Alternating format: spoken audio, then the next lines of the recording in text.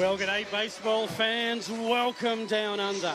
As for one last time this summer, Bite Live brings you Friday night action in the Brute Australian Baseball League. Coming up, it's Game 2 between the league-leading Sydney Blue Sox and the hometown Adelaide Bite. The hosts have the series lead after a 3-0 victory in the Opala last night, a result that put Sydney's #1 seed under pressure.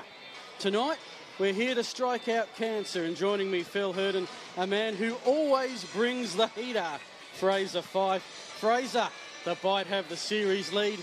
Can they maintain it? Thank you, Phil. I think Adelaide looked really good last night. They were able to get some key hits in some crucial situations, which ultimately led to them taking a Game 1 victory. Whether they can maintain it against what will be a very hungry Sydney side, we will have to see. Also back from his interstate travels to provide expertise. Welcome to Scott Pratt. Scott, can you believe we're at the final week already? Unbelievable, Phil. What a season. It is a shorter season this year than last year. And you can see there the temperature, 25 degrees. It's a cracking night down here.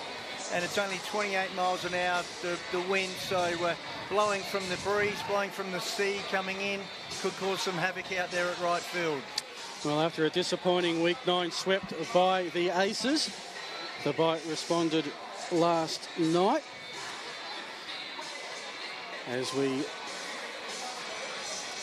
And the score last night had the Bite winning 3-0. Fraser, it was a strange kind of game because the Blue Sox out-hit the Bite, threatened early, but the Bite got their runs in little bits and pieces. Yeah, they're able to really work the Sydney Blue Sox pitch count up high and able to work some crucial walks. But the key, which has eluded them all season, knocking runners in, was very, very important. We see Marcus Solbach, of course, came in for a short appearance. He got the single-season record for strikeouts for a Bite pitcher and then came out pretty soon after. But it was big hits like this. Michael Getty's right down the line, leading it off for the Adelaide Bite. And pretty much they took the lead and ran with it for the rest of the game. Yeah, you can see this was the first run of the game. Whitefield showing his wheels to scamper all the way around to score the opening run, and the Adelaide Bite never looked back. 6th time that the Blue Sox have been shut out this season. We mentioned last night they have a great record if they can score a run, but great work by the pitching crew all the way through from start to end, Scott, by the Bite last night. Yeah, it was. And again, you look at shutting down the Sydney Blue Sox. That's a great effort. And you saw also Adelaide making the most of their opportunities, getting 6 walks, free bases, and also sharing the load with their offense, which was great to see and gave them the result that they needed. So you can see there the team celebrating. That takes the Bites record to 18-19 with 3 games to go. They still have a shot at claiming a winning record this year. Teams are warming up, not too far away from the start of this one. How do the teams look? Well, let's take a look at the Sydney Blue Sox. Trent D'Antonio's moved from DH to catcher last night. Now he's in left. Eunice moves from left to the DH role. Kemp is at second base. Nagopi with 2 hits. He's at shortstop. Rogers with 2 hits at first. Jack Murphy, great to see him back after being injured midway through, is behind the plate again. Then it's Campbell at centre field, Shepherd at third base, and Max Brennan with 2 hits last night in the 9-hole at right. And you can see there with Anderson on the mound, this will be his last game in the minor rounds. He's retired. He's playing his 99th game. So hopefully they get to the 100 next week for him back in Sydney. With an ERA of 2.32, he's going to be hard to handle, the big lefty. So that's how the Blue Sox line up. Here's your hometown Adelaide Bite. Shumpert leading off at second as expected. Mitch Edwards, big news for him and Aaron Whitefield at centre field today. We'll share that shortly. And then it's Mike Geddes at right. Matty Chen is the DH again tonight. Stephen Welsh batting 6. He's at third. Geordie McArdle, he's batting 7 at first base. Angus Rozier, he's at left into the lineup, rounded out by Curtis Mead at shortstop. And we have higher on the mound here for the Adelaide Bite with an ERA of 2.42. He's clocked up 4 wins, so it's great to see him going out tonight. We look forward to a pitcher's duel out on the mound. Well, one of those players we mentioned, first baseman Geordie McArdle. It's a big night for him as we attempt to strike out cancer. He caught up with Eric Bolnar. Down here on the field with Jordan McArdle. Jordy, it's strikeout cancer night. What does this night mean to you? Obviously, the knockout cancer and some personal circumstance affected by here, too. Obviously, it means a lot for me and my family, and it's caused a couple of guys in the team that obviously have families are with cancer or lost a parent or someone with cancer. So obviously we're looking to raise awareness and help find a way to give way and give back, yeah. And who are you we're all raising placards.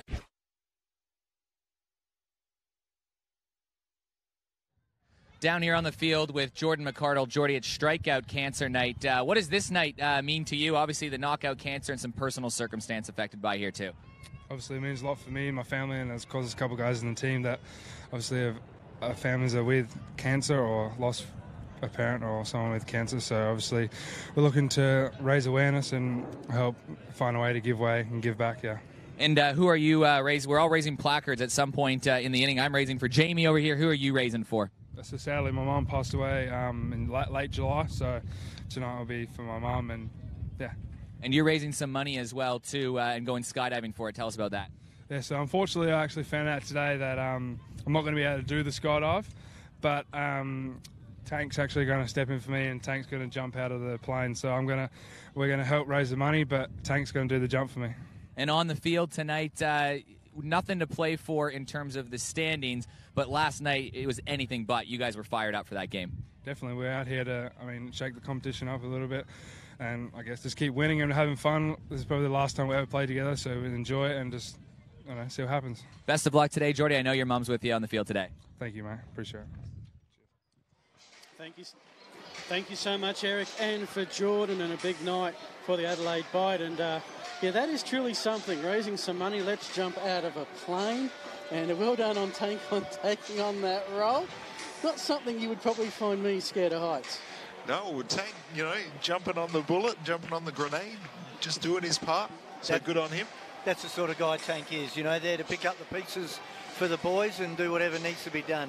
So, as a player, he was great to have in the team and in the clubhouse, one of the team guys, and good to see him continuing on that role, even though he is the manager and has to come down hard on the boys, but also being one of the boys as well. Let's hope he doesn't come down hard to her in a few weeks. Yeah, and it's going to be a big night. Cancer affects so many people close to us, and we'll see a little bit more of that as the night progresses. The game tonight, we've talked about the Bite. They'd be happy to get the series win. Tank's back after his one-game suspension. What about the Sydney Blue Sox, Fraser? They came in as the #1 seed. All they have to do is win 3 games to make sure the playoffs go through Blacktown. Having lost the first one, now the pressure is really on them to win some games. Yeah, they've got some good pitching to work with. They didn't burn through too much of their bullpen as well, which is important. But ultimately, Adelaide is a team with nothing to lose right now. They're not having to play for playoff contention.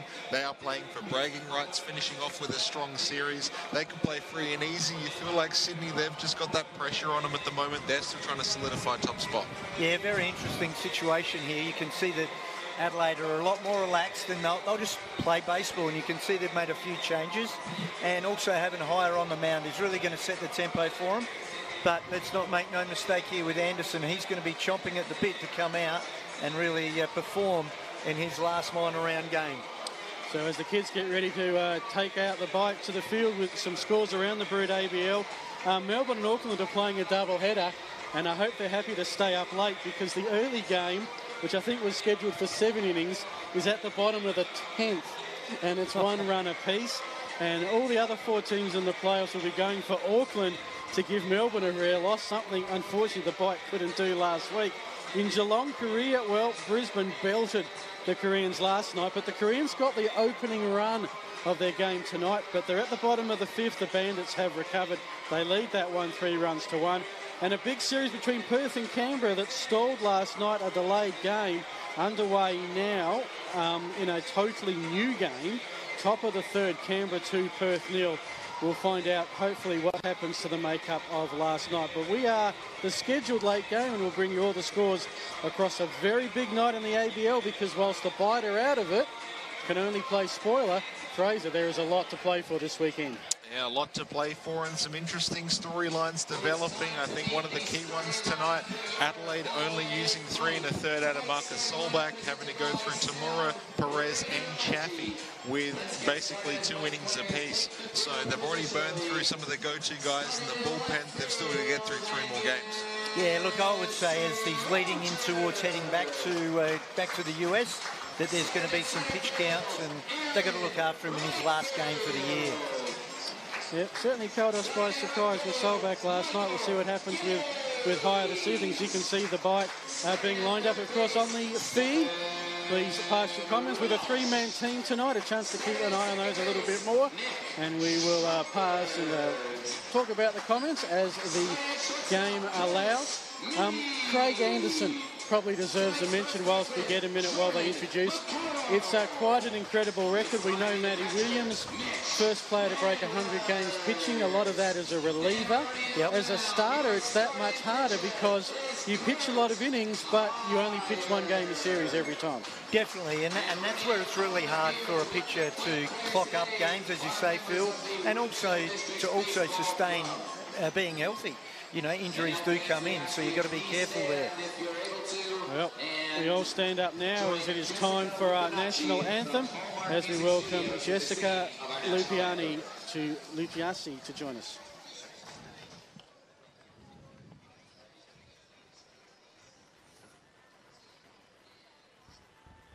Australians, oh, let us rejoice, for we are young and free.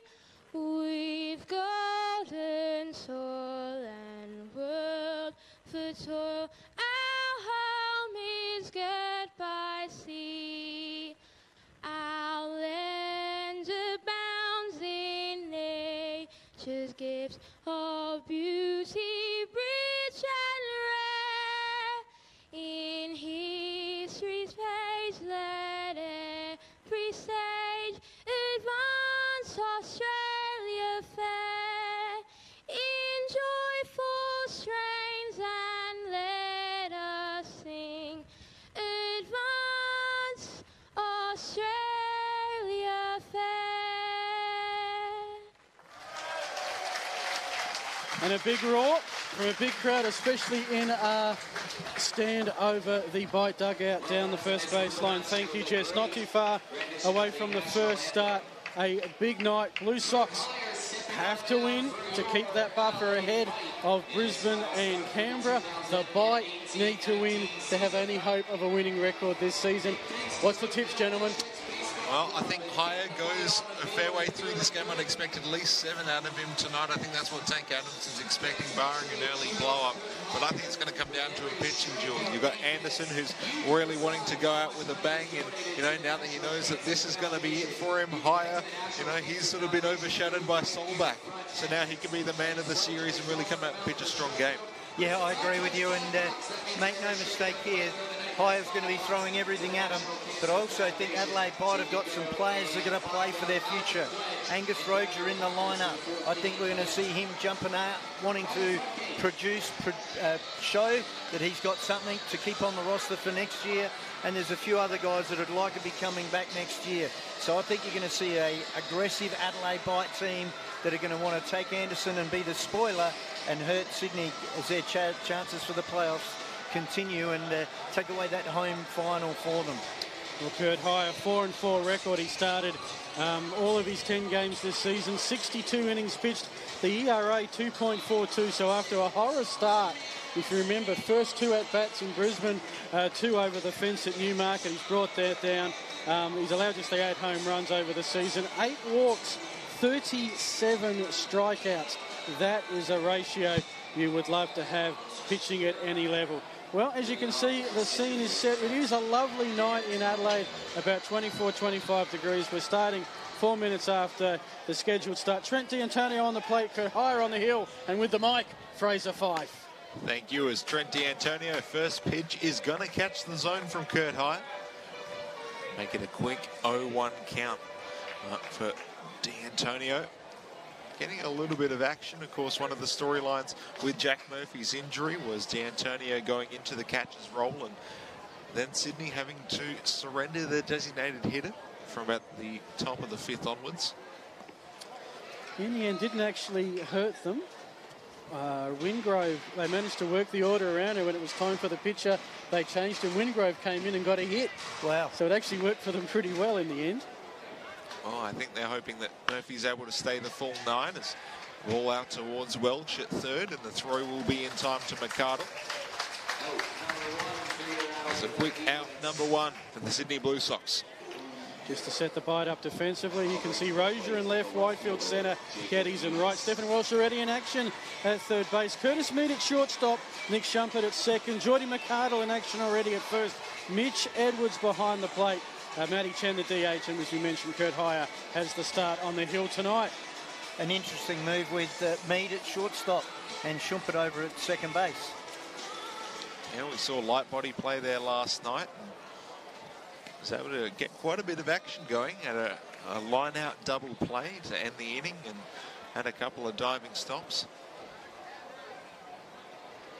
And Jacob Eunice, designated hitter tonight for the Blue Sox, played in left field last night, went 0 for 5 with 2 strikeouts.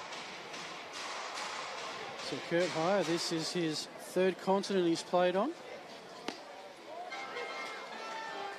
The biggest thing in his cabinet is a national championship, the NCAA National Championship with the Wildcats from the University of Arizona. Well, working with a 2-1 count at the moment. Eunice pops up towards the right side. McArdle going to go all the way over to the tank, but it will go over and foul. Spent 8 seasons in the Cardinals system between 2012 and 2017. Played some winter ball in Venezuela. So it'd be an interesting question. You know, he's played winter ball in Venezuela, winter ball in Australia. How do they compare on and off the field? Yeah. And a great ratio, 37 strikeouts, 8 walks. Working with a 2-2 count, ground ball to Mead. He takes a couple of steps over, throw over to first. And 2 out for the Blue Sox is Heyer, working pretty effectively. First 2 hitters.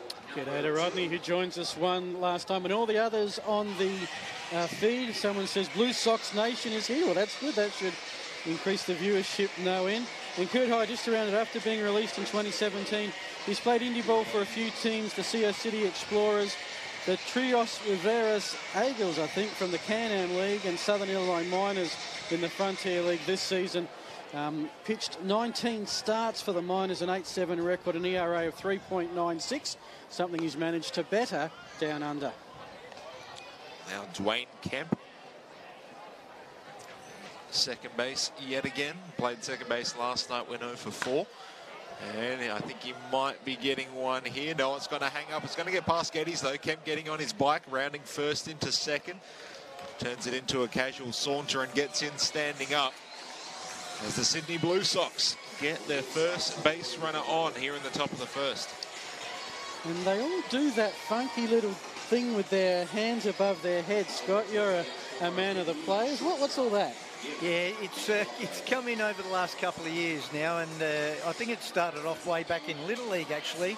I saw some guys coming through and they did a little, double one finger up on their head, and now it's what's your move when you get to second, and it's quite an interesting thing now. They have a bit of fun with it, so good to see a bit of interaction there from the players as they get to second, creating a bit more atmosphere. It looks like he's trying to be a moose or something, I'm not sure. Did you see my move after I hit that triple in the Legends game? No. I got in trouble for that one. All right. Cooper said it wasn't cool. Not family friendly? I thought I was cool, but... So was it daggy? Was that the problem? Just don't do it again, Dad. Okay. Not while I'm around. Don't embarrass me.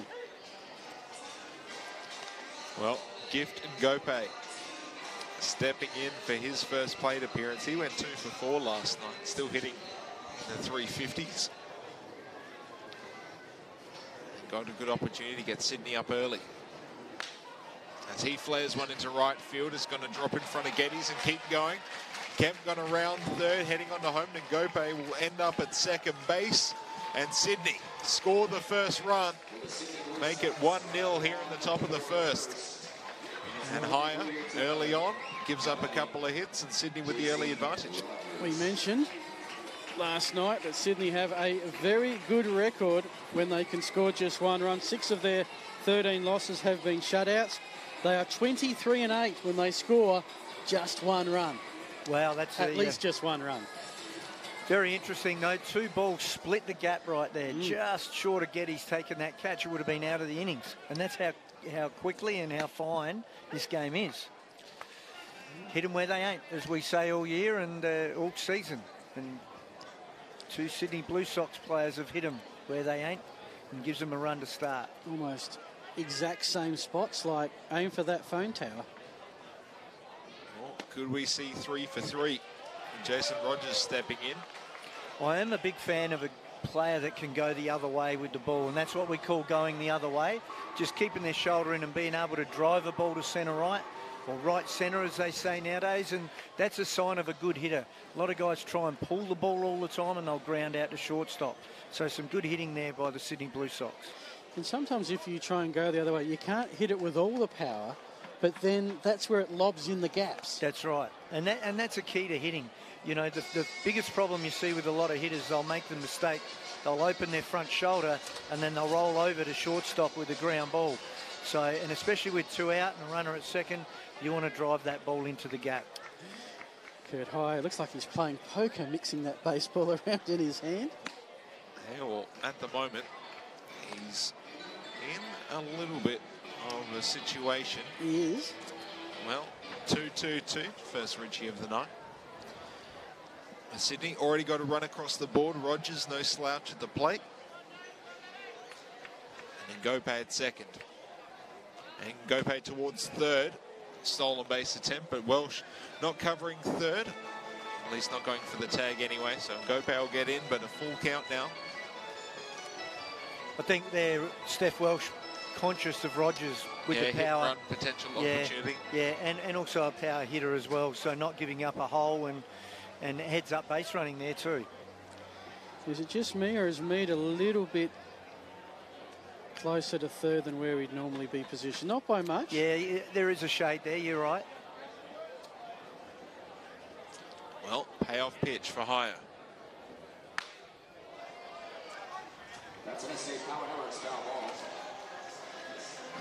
I think the other thing you're going to find is now in this league there's a lot of research done, and especially this late in the season, so they'll know what Hire throws and where he locates. So Sydney, you know, Tony Harris has got a very good baseball brain. A lot of people watching videotape. Yes, there's a lot more going on. Can you imagine being the person who has to watch our games and listen to us time after time after time? They might mute it, I think. In fact, maybe that's one reason for the Blue Sox success. They don't stream a lot of their home games, so maybe not as much intel around the rest of the comp. Well, bouncing ball towards Mercado. He's going to take it over himself for the third out. So Sydney do get a run across the board. 1-0. This will be up to now the Adelaide Bite to get something across. Shumpert, Edwards and Whitefield due up. Looking at scores around the ABL, that Melbourne-Auckland game that was, I think, due to be 7 innings is now on the bottom of the 11th, deadlocked at 1 apiece.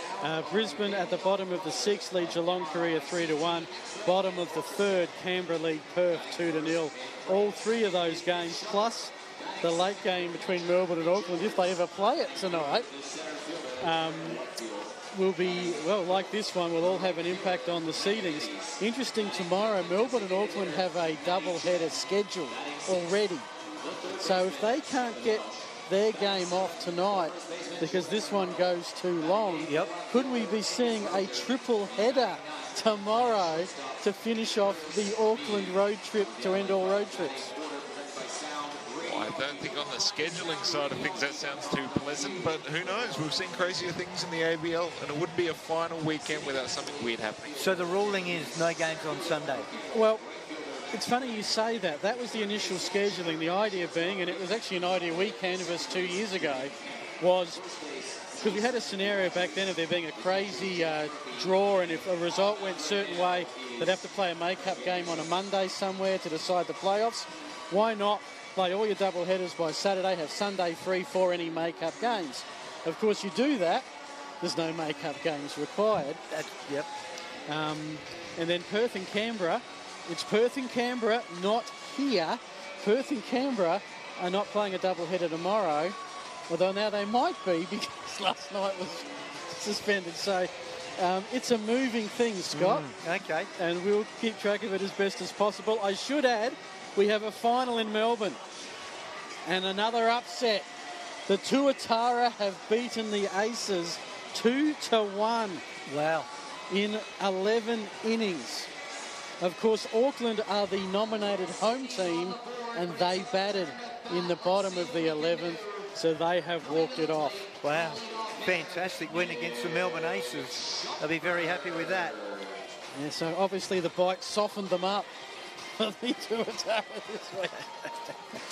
Back to the game here. Here comes Nick Schumper to start the lineup.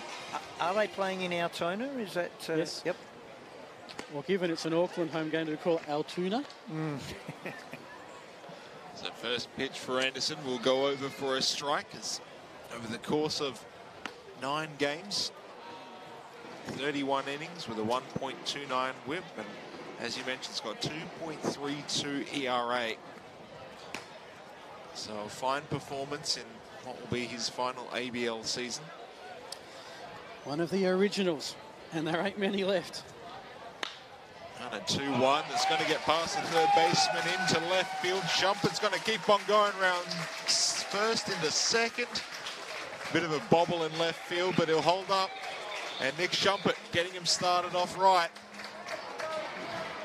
And I think he just tried a little bit of flossing there. Just a little bit. And hey, if you get a lead-off double, why not? Why not? Good counter-attack by the Bite. Man out. Man in scoring position, Mitch Edwards. I have to congratulate Mitch and Aaron Whitefield. They named the Team Australia squad of 35 to start preparations for Premier 12 duties later in the year. And Mitch and Aaron Whitefield are in that squad from the Bite. Congratulations to both. That's great to see, isn't it, for Adelaide? Both of them re-signing again. So back here again next season for the Adelaide Bite. Should add plenty of Blue Sox in that 35 squad, which will have a training camp, I think, in March.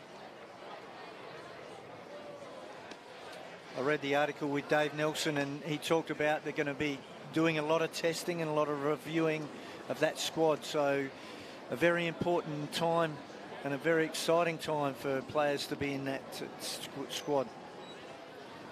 So Shumpert at second. Edwards working with a 1-0 count.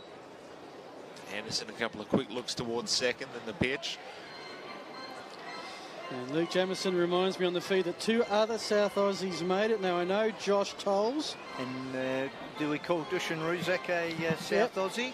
He's a Territorian. Well, it's like Aussies claiming New Zealanders. We claim anyone from the territory, Stefan and Greg Mosel, and we'll claim Dushan. So thank you, Luke, for the reminder. It's a 2-0 count. Gope just behind Shumpert now, heading back towards shortstop. Another pitch inside. You can see here with Anderson, he's not an overpowering pitcher. He locates his pitches, so he's working at this point in time. We talked about you got a runner at second, none out. You want to try and move the runner over. They keep working him inside to try and get him to roll that ground ball over to the left side. So very interesting situation here. And one thing that the hitters need to be mindful of is not to try and overpower Anderson. Again, we talked about driving that ball to the centre right, alley in there. So, again, staying in control of themselves when they're batting. Well, searching for the first strike, gets it as Edwards taking a cautionary step towards first base, but going to have to step back in. You've always got to have hope. We should also use this opportunity to bring up our umpiring crew. Ian Revel behind home plate, Neil Polton at first, and Blake Halligan at third.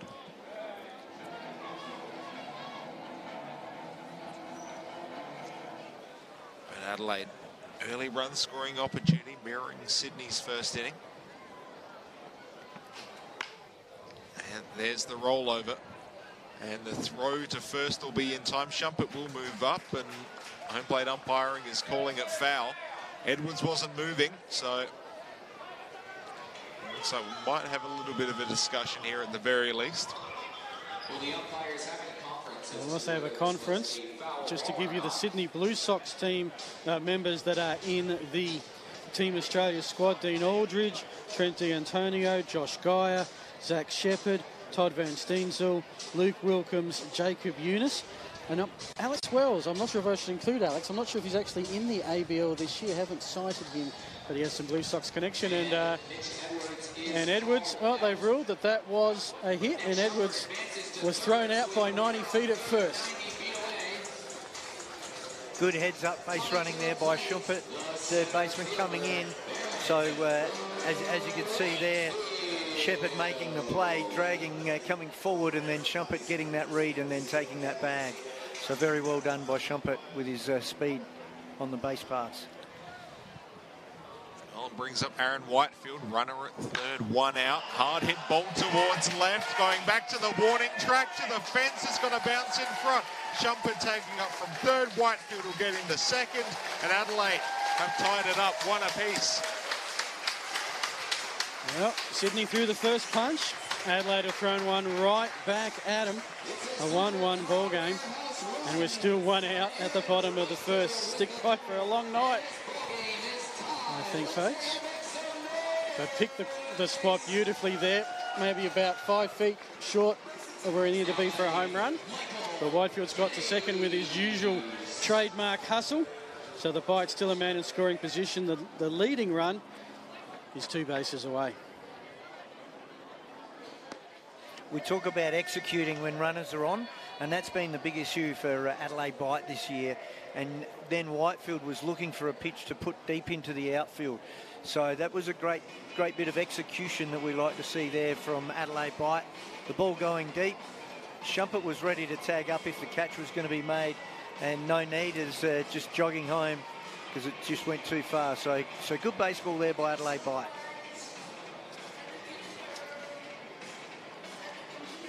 Michael Geddes could do just about the same thing. Got a similar speed threat at second and a similar power stroke.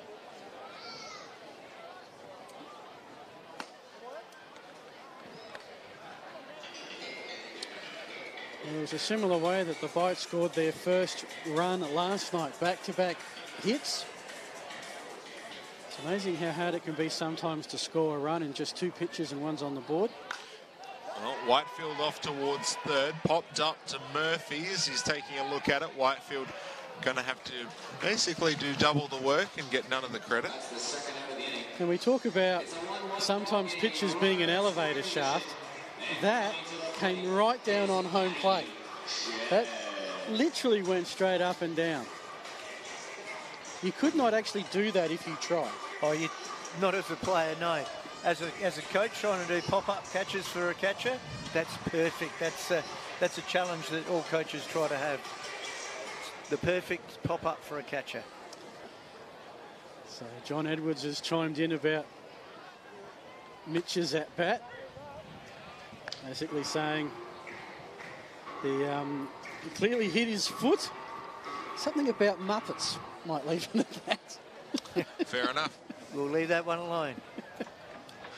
So 0-1 count now for Matty Chen.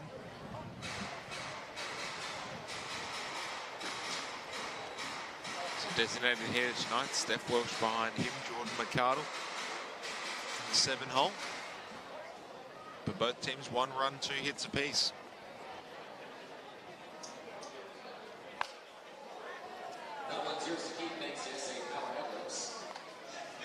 With Anderson not throwing with a whole lot of velocity, but as you mentioned, Scott, being able to locate, it's very, very important. But again, sometimes velocity, as much as we always try to discount velocity as much as possible because it has become a huge part of the game. At some point, Anderson, 38 years old, you can get by on some things. Velocity can certainly help mask some of your inefficiencies otherwise. It certainly can, but you're right. At some point in time, if the hitters become disciplined and they know how to take that velocity is very important at that point in time. So this is where Adelaide need to make sure that they have a controlled swing every time. And so far we've seen some good approaches here and continue to. And Chen, he's been around the game long enough. In this lefty-lefty matchup, he'll be ready for it. Another one that's going to go opposite field. It will go foul, and no one's going to be able to get there in time. Hasn't he been a handy player for the Adelaide Bite the second half, bringing him in? He really has been a great player 2 years in a row, continuing to hit in the 300s again, and very handy for us to have Chen in the side with the Adelaide Bite this year. Started the series 333, was 0 for 4 last night. He's at 302. So I'd like to get a hit, keep that average in the 300s.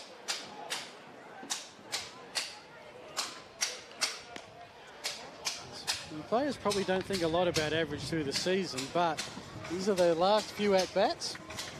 And is 300 something that most hitters aim for? That's the par mark, would you say, Scotty? 300 in baseball is what you aim for. 300 in the ABL is a very good season.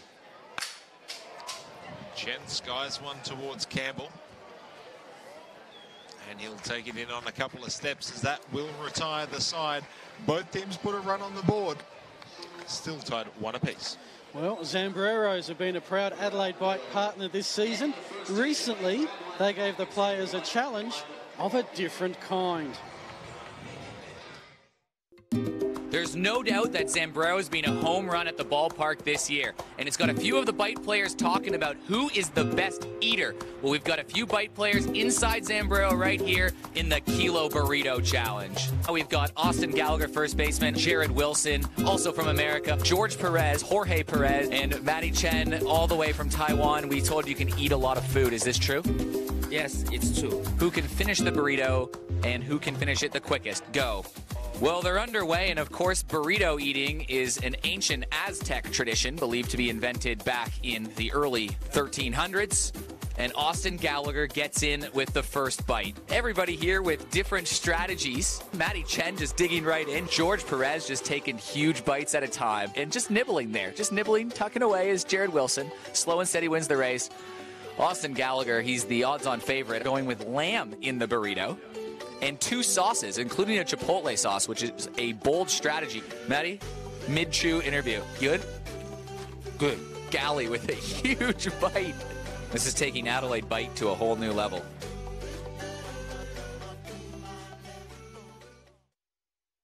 Alrighty, who will win the Zambreros challenge?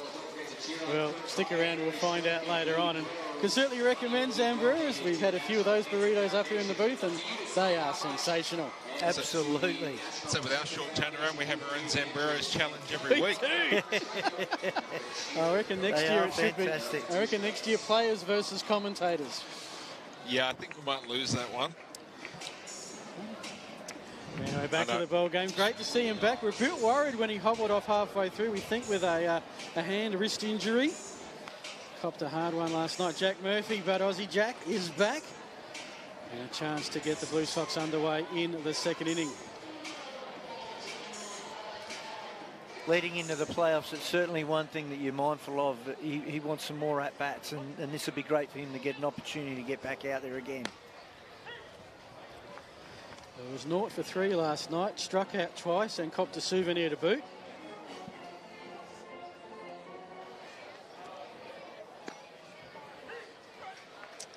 Gets the strike, and it's going to be important for all playoff teams when you've got a starting catcher of this caliber, and Murphy, of course, a popular character not just in the ABL here, but of course over many professional leagues. When we've got someone like that who can really guide this pitching staff, it just makes things so much easier as a team. Yeah, you can see with an average before coming in this series of 172, he's certainly not in the side for his offensive power. He's a good team leader and a good catcher to have. I shook off a few on that occasion before sending one just outside. And that's one of those things with catchers. You're not expecting above average offense. That's more of a bonus than anything else, as McCardle will take this one and ultimately will do it himself at first. But just having someone who's able to be a strong catcher, defense comes first, any offense is a bonus. Well, it's interesting looking at his offensive numbers. He comes second in the walks with 22. Also, he's hit 2 home runs, so with 21 hits. So he's still done all right. So the 172, as we talked about before, Phil, with the average of 300, he's had a lot of at-bats. His plate appearances, 148, he's up there with them. So, he gets a lot of game time. So for him to generate a high average is not an easy task. Again, we talk about in the ABL being a tough competition.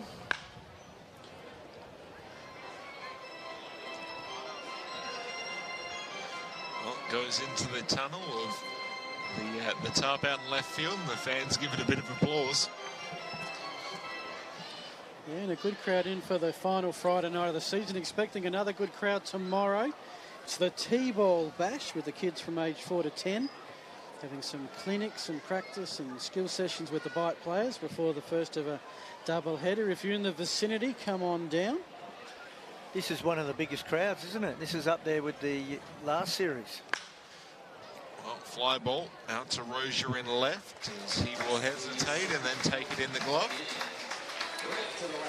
Just checking through the crowd figures. We're slow to start. It always is the way here. And it was even the same at Norwood. The games in November, the crowds aren't great. And they weren't helped this year by some pretty doubtful weather along the way. It's been actually quite amazing. We have not had in Adelaide a suspended or a rescheduled game this year. We've got all, 18, touch wood, off so far.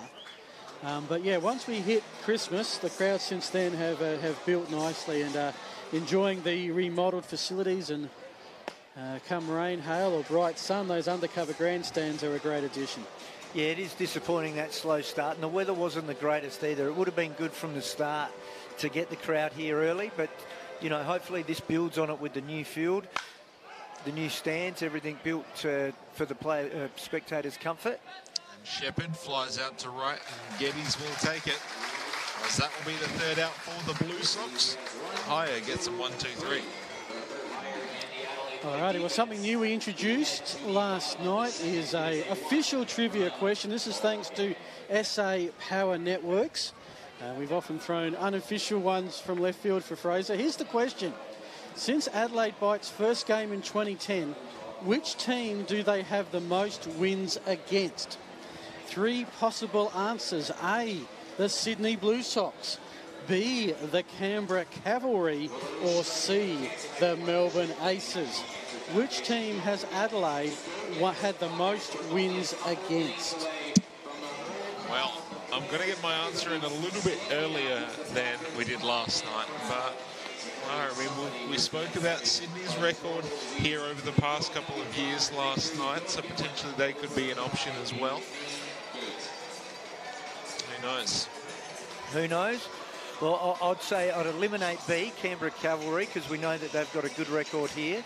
I would say Melbourne Aces. Okay, so Scott's locked in C. I can't give an answer because I did the question. I'll go with A. I'll go with the Blue Sox. Fraser's going with A. We're going to win either way. Well, yep. We're going to find out. So, folks, on the Facebook feed, let us know your selection, A, B or C. Which team has the Bite have the most wins against since they started way back in 2010? Hard to believe.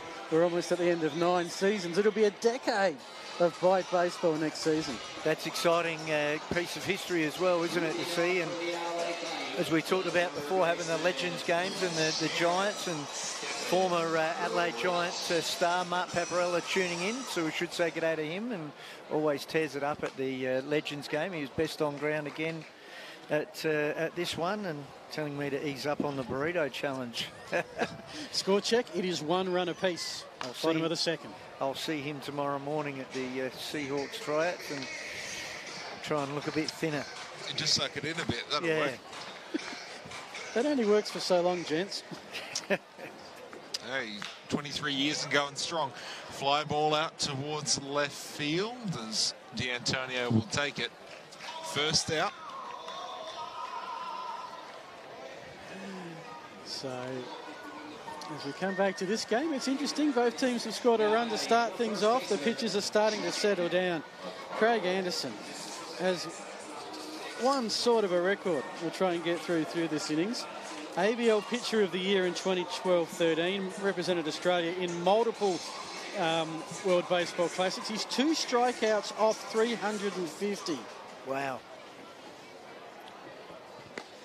Now, just to put that in some context, this is in the ABL. Steve Kent, we know how long Steve's been pitching. He just crossed the 300 threshold last week. And it's interesting now you see Anderson with the locating his pitches and not overpowering.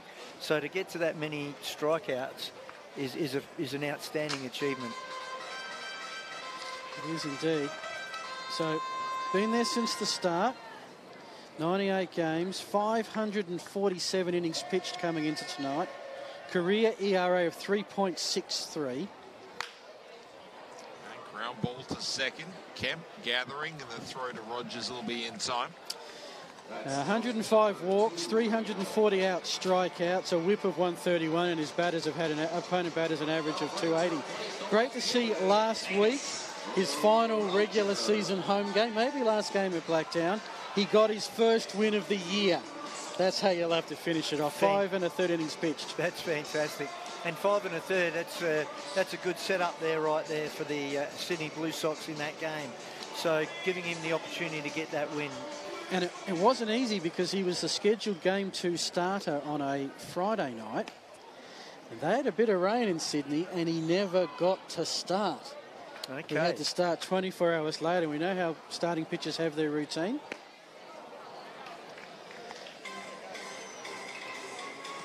So currently, Angus Rozier,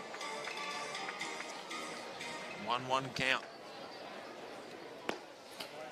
And an interesting setup here with Roger. You could see he threw a breaking ball 0-0 right there at that point in time. And, he was actually signed by Seattle, non-drafted free agent. So he wasn't drafted, but he was signed by Seattle. 1999. Popped up towards centre field. Campbell will come in. And that will retire the Bite as they also go 1-2-3. So it is a 1-all ball game. The Sombreros challenge. How does it all end? Let's find out. Heat up, boys.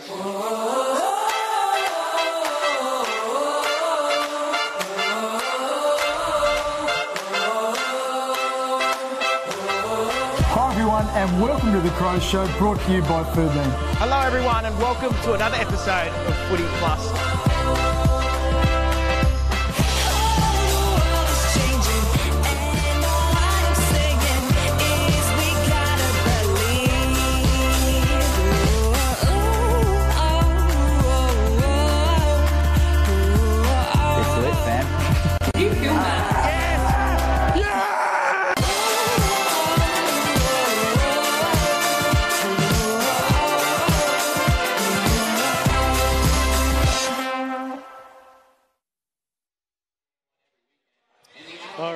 Keeping you in suspense regarding the Sombreros challenge. Don't forget, you've got about half an inning or 3 outs to give us the answer to the trivia quiz. Who have the Bite had the most victories against since they started? Was it the Sydney Blue Sox A, the Canberra Cavalry B, or the Melbourne Aces C?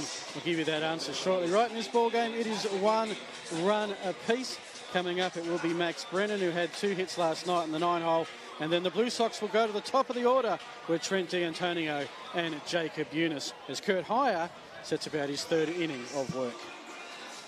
So Max Brennan, right fielder. And he is going to go for a swing, but it will go foul. But the question is for the Sydney Blue Sox, first time through. Dwayne Kemp, Gift and Gobe. 2 big hits, which got him a run. They just need a little bit more consistent production. Well, we got national champions playing against each other. Kurt Heyer won the NCAA championship for the Arizona Wildcats. Brennan, he won it for West Texas A&M. Bouncing ball to Welsh, gathers it around the belt buckle, throw to first, and that'll be the first out for the Sydney Blue Sox. 5-3 ground out. So they can compare trophies one day. I suspect the NCAA one might be just a little bit bigger than the league West Texas A&M might be based in. But hey, a championship, Scott, is a championship. They certainly are, and they're one that you treasure for the rest of your life. I had 3 of them at the Goodwood Indians, and remember every one of them. Well, D'Antonio hits one towards right field. This one is gone. Geddes will take a look at the flags as it goes over. As D'Antonio hits a home run to give Sydney a 2-1 lead. Wowee. That was a home run very early in the piece. Geddes knew that was gone very early, and he was just spectating it as it flew over the scoreboard. And there's your power of Trent D'Antonio. That is only, believe it or not, his second home run of the season. Not something the Blue Sox score a lot of this season, Scott, but that was a huge hit. No, it's certainly they're not known for their big home run hitting, but that ball was out of here off the bat. And as you said, that's his second home run for the season. And not a huge power guy, but 31 leading the lead. His team with 31 base on balls as well. So he's your ideal leadoff guy, and there he is getting that home run. He sat on that and jumped all over that. Yeah, gets some good pop, and for Kurt Hire, going to have to try and regroup here. Sydney with a little bit more confidence now and a one-run cushion. Well, the batting stats pretty even between these sides. The one that Adelaide leads by plenty is home runs this year. The Bite have had 28, and the Blue Sox coming in just 13 in 37 games. Make that 14. There you go. Well, that's the thing with home runs. I mean, the spectators love to see them, commentators love to call them, but all that matters is the runs cross home plate. That's right, and there's an interesting stat would be the left on base. Who out of the two teams have left those guys on base, as we've talked about all year, being the interesting factor with the Adelaide Bite this season. Well, last night, the Blue Sox left 11 on and were 0 for 8 in runners in scoring position. The Bite left 8 on and were 3 for 11. And seeing you are, Scott, got one other stat on that for you shortly. I know you'd be all over that, Phil. Meanwhile, Eunice, 2-2 count.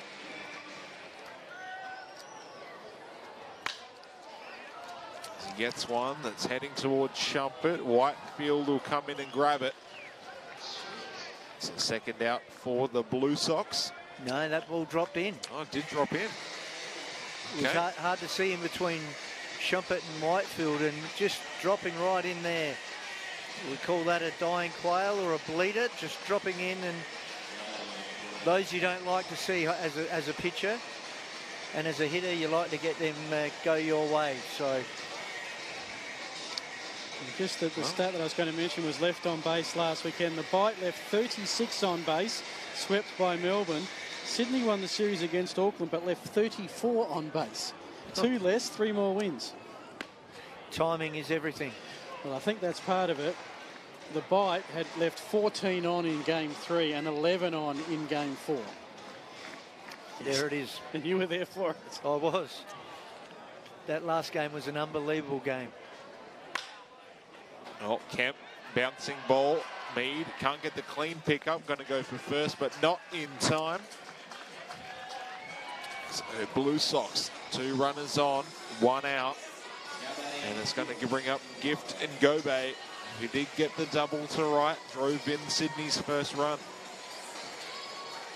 So we've had, after Brendan, we've had the home run, then the single. And now we'll see if that's going to be deemed an error. But 2 on, Blue Sox with a 1-run lead, and they've got their hottest hitter coming to the plate. Well, Higher in a pressure field situation here.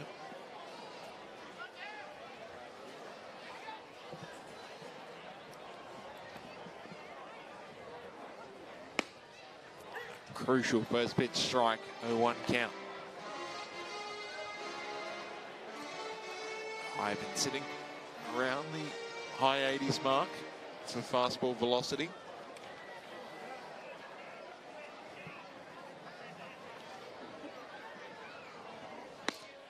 A big swing and a miss. So 0-2 count, 1 out. Higher. That was pitch number 47. He's throwing 34 for strikes. On the other side of things, Anderson, quite economical, 31, 19 for strikes. Yeah, they're both around the 15 innings, 15 pitches per inning. And gets Ngobe swinging through. What a pitch there by Hire, blowing up by him. Great pitching there, came back after, you know, some tough times right there. So well done for his first strikeout for the night. Yeah, a crucial strikeout there, Sydney. Now 1 out away here in the top of the third, as it will bring up Jason Rogers, who did ground out to first base last time round.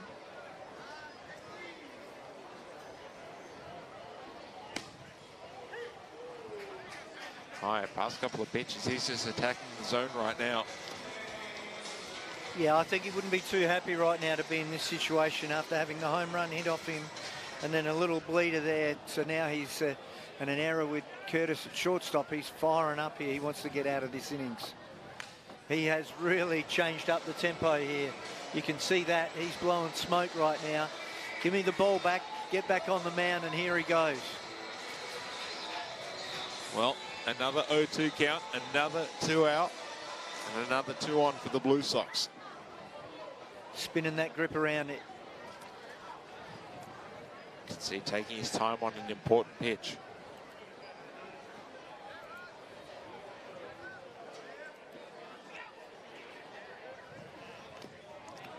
And a bit of a check swing and sliding in at third will be Jacob Eunice. A very good read there by Eunice, seeing that the ball going across from Mitch Edwards in the dirt and seeing that it was getting away from him and got a good jump. Say to runners, get that extra lead, pick up the rotation of the ball where it's going. He saw it was going in the dirt and now he's 90 feet from scoring, putting runners at first and third.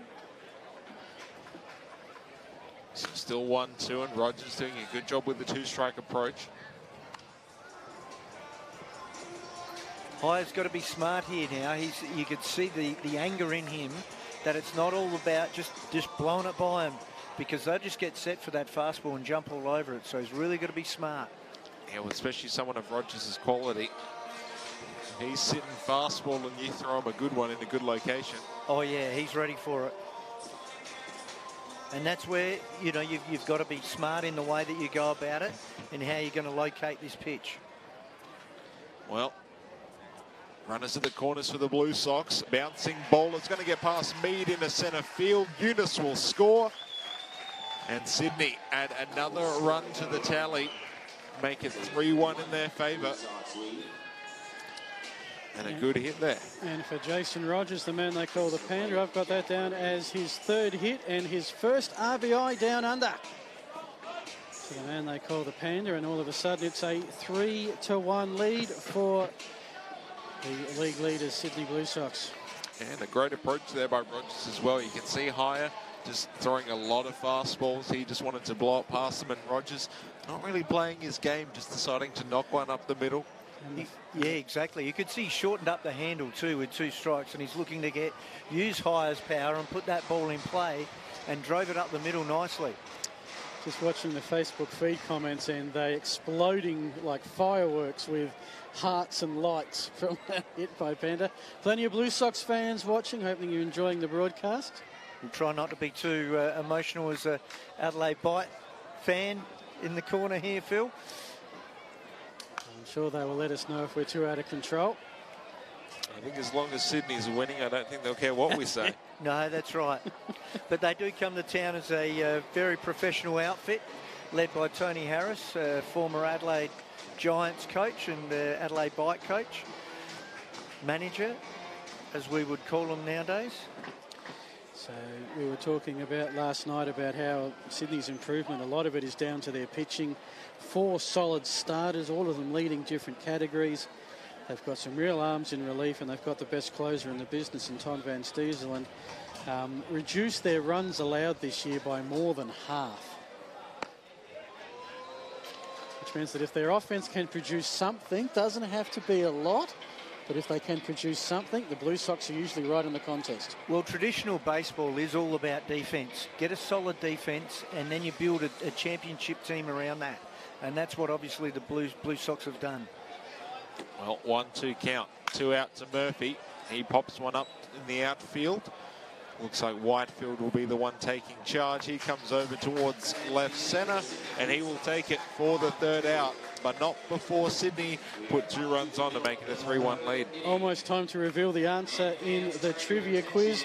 Now, Scott, you locked in C, Melbourne Aces, as the team Adelaide have beaten the most. Fraser, you locked in A, the Sydney Blue Sox. Any quick change? Oh, I'd like to swing the Sydney Blue Sox, but I'm not a Victorian fan. I'm going to phone a friend.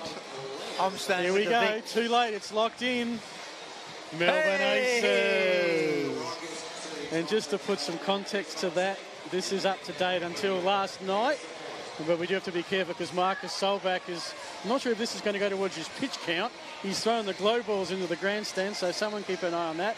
Adelaide has had 33 wins over Perth, 35 over Brisbane, 37 over Canberra, 44 over the Sydney Blue Sox, and 48 over the Melbourne Aces, who, if you remember, never won a series in Melbourne. Yes, sorry, never won a series at Norwood. And I think only won their first series here last year. And that includes the 4 that we lost last weekend. Yeah. Exactly.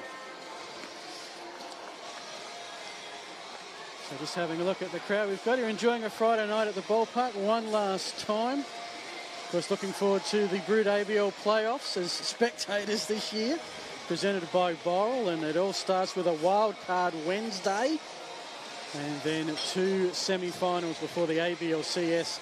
Hard to believe that will be underway this time in just 2 weeks. Scores around the ABL. That late game Melbourne-Auckland is underway, thankfully, so maybe not the triple header tomorrow we feared for them. Bottom of the 7th, and Geelong Korea are making a game of it against the Bandits. Geelong Korea 2, Brisbane 3. One thing about Geelong Korea, and I guess we saw it when their Game 4 win against Perth, they take a lot of punches. They get blown out a lot. But every so often they'll throw one back.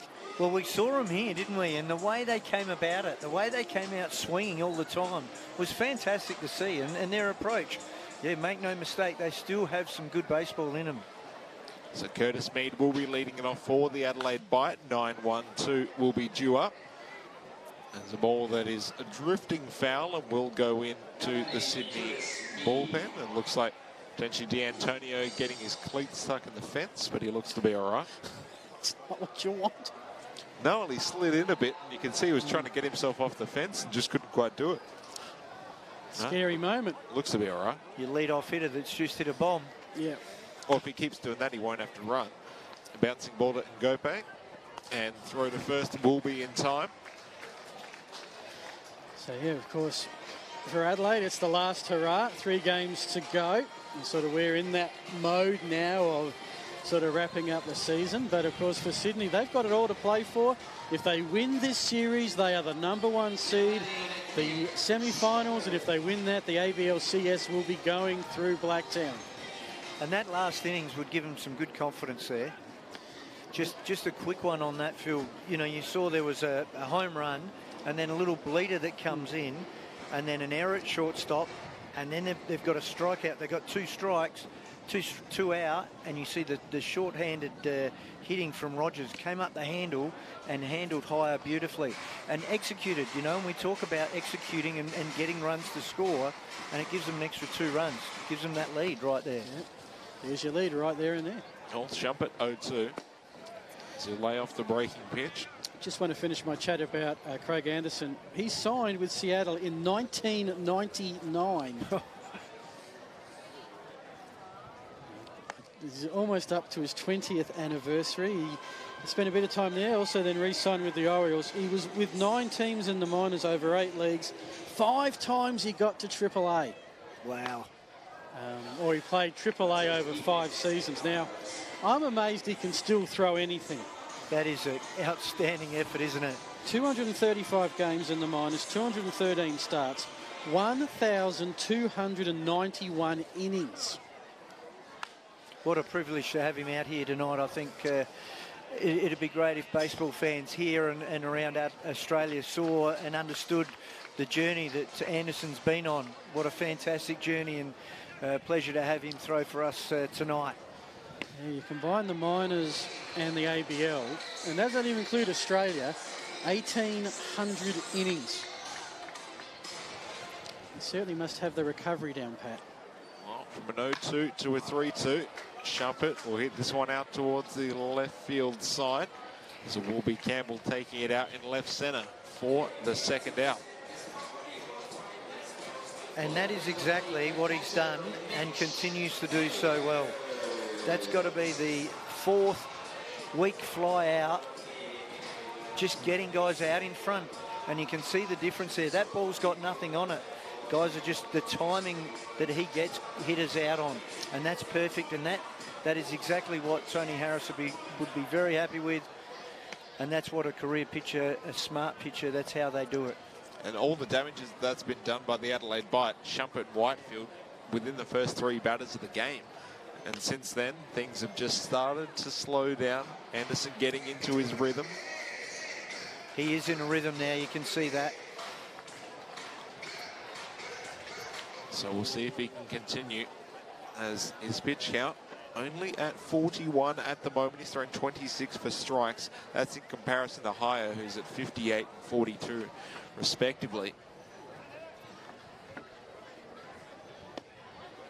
So, you know, they say baseball's a mathematical sport, a bit of economics in there as well.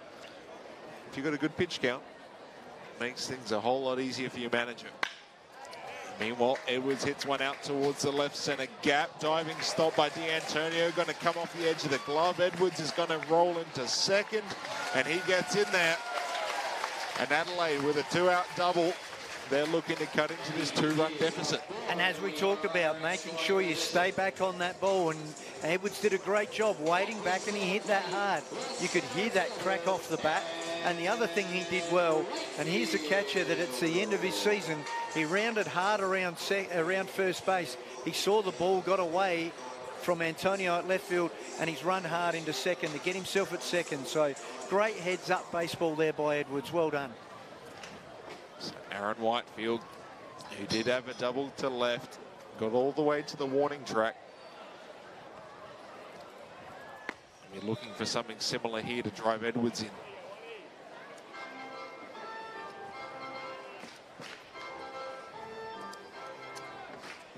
0-1 as the sun slowly starting to fade here at West Beach. Lights already on, and they'll be in full effect, I reckon, in the next inning or so.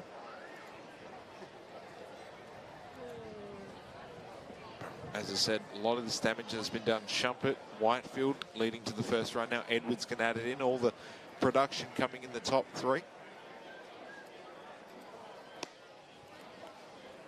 Anderson throwing good pitches right now, but just falling behind, at least here at 2-1 count. 1-1 count, sorry.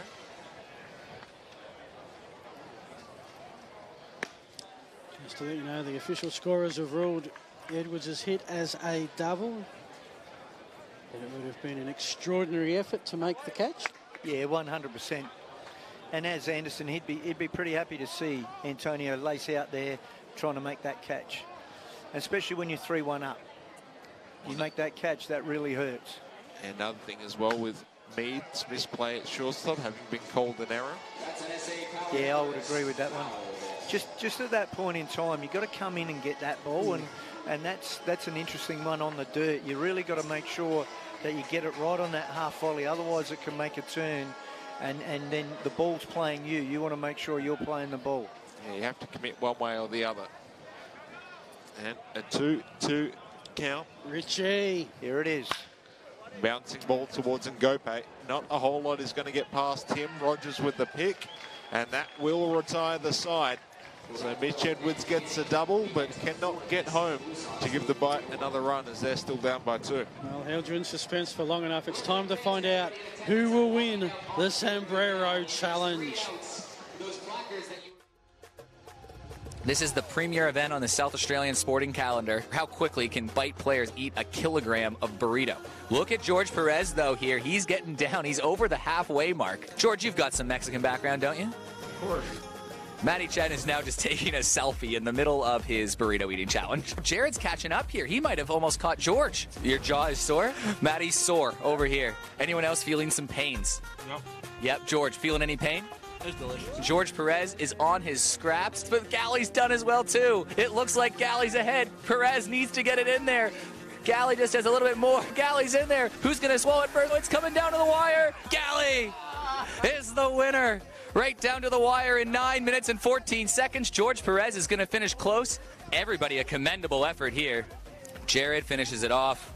And look at this down in the end. Matty Chen has dusted off as well, too. And they all finish in 11 minutes. Gally, what was the strategy going into this burrito challenge? Enjoy and go as fast as you can. That's the thing. I was enjoying mine for the first couple bites. And I see Jorge's got halfway down, so I'm like, all right, I'll pick this up. But it's so good. How many days, weeks, months, years will it take for you to overcome the disappointment of this crushing defeat at the end? It's all right. I'm probably going to have more Mexican food tonight for dinner. A kilogram burrito, that's a challenge. Austin Gallagher will raise his hand as the winner of the Kilo Burrito Challenge live from Zambrero. Well, Austin Gallagher bringing home some hardware of a different kind. Sub 10 minutes for that burrito. That is a challenge and a half right there. Gally, great work. Well done, Austin. Souvenir to take you probably were not expecting down under this American winter. Back to the ball game. The Blue Sox have a 3-run lead as they try and maintain their top of the standings. And that is a great start to Michael Campbell. Lead-off man on again. And I would swear that I've said that already once or twice for the Sydney Blue Sox tonight. A nice single into centre. And Campbell, well, he was averaging 342 coming into the series, 1 from 3, kept it at 342. He's in a race now with Kemp at 333 and the Gopo at 350 for the hitting title of the Blue Sox. And it's always good when you've got 3 hitters at around about the same average battling it out for top. It's a good even spread for Sydney. Zach Shepherd, fresh from his selection in the Australian team, in the squad. As mentioned, joining Mitch Edwards and Aaron Whitefield from the Bite and a host of other Blue Sox teammates. So Shepherd, 0 from 3 and a walk last night. Can't find the gap down the third baseline. Flew out to right his last at bat. And he's down 0-2 in the count with none out and a man on. That's the key for Sydney. I mean, right now, a lot of their hits coming right back up the middle, getting past the middle infield of Shumpert and Mead. A lot of fly balls as well, so not a whole lot of weak outs for them here, which is very important as they now make adjustments going second time through the lineup. Well, 27 outs, and you've got to make them all hard.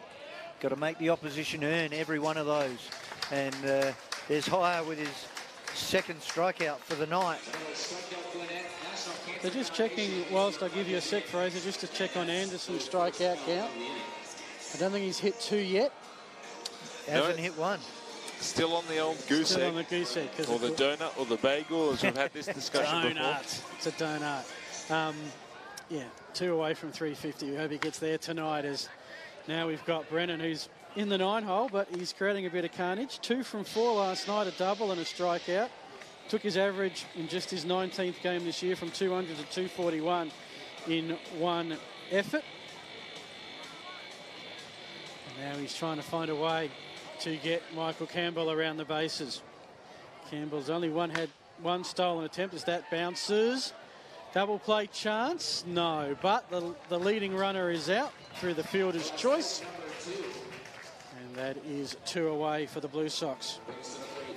Brennan's on, but Campbell is back to the dugout. With 3 innings gone, Phil, you can see making the most of your opportunities is such an important thing. Sydney have had 2 innings in the first and the third where they've had runners on, and they've scored in both of them. Adelaide, first and third, and they've only scored once. So there it is, a telling factor already. And it was almost the opposite last night. Sydney threatened a couple of occasions, then Bite pretty much out of nowhere got 2 back-to-back hits, and they had the first run on the board, and Fraser completely changed the momentum of the contest. Almost definitely. I mean, if you can get a couple of really strong hits together, and I think that was one of the keys for Sydney, is that they were able to get more hits, but they just came in sort of dribs and drabs. They weren't really able to stick them together for much offensive production. So now for Sydney, looking a little bit more sure of themselves, being able to attack higher more aggressively, getting that hit count up again. They're already up to 6 so far in this game, and we're still in the 4th. Well, here's a man to talk about changing momentum. He did that in the 3rd, and he'll assist that further in the 4th as Rozier leaves that one behind, but no damage done. And Trent D'Antonio is 2 from 3 tonight, including, of course, his home run. So the 3rd time through the lineup already. Such an early time in the game. So Hire's really got to be looking at an opportunity of how does he go about this from now. Guys have seen him. They know how to throw, what he's going to throw, and they're getting ready for that. So it's really times of adjustments here between Edwards and Hire. Well, Hire hasn't walked anyone yet, just the 2 strikeouts, but he's given up 6 hits and, of course, the 3 earned runs thus far. Yeah, with that most recent hit to D'Antonio, making 7. Yep. So Kurt Hire, considering they probably want some innings out of him here. Our pitch count getting higher. Indeed. No pun intended. Indeed. So here's the Aussie combo at the top of the lineup. Both in that Australian squad, D'Antonio, Jacob Eunice. I remember Eunice a couple of years ago averaged over 500 at the under-23 World Champs. Wow. I look forward to seeing what he can do at senior level. Going to be a big Premier 12 for Team Australia and new manager Dave Nielsen. I don't have the mastery of the exact criteria, but I did read somewhere that all they have to do is finish ahead of South Korea and Chinese Taipei. Okay. Yeah, no worries. Yeah, not a problem. Might as well say that they have to finish ahead of Japan and America, but it's only a small field in the Olympics, and if you're there, you have truly earned it. 2 on, 2 out, 2-1 count on Eunice. Ground out to short singled, back in the 3rd, and an inning ago. Sydney is stretching out their innings now, and he's planted that one into the car park, off into the Gulf.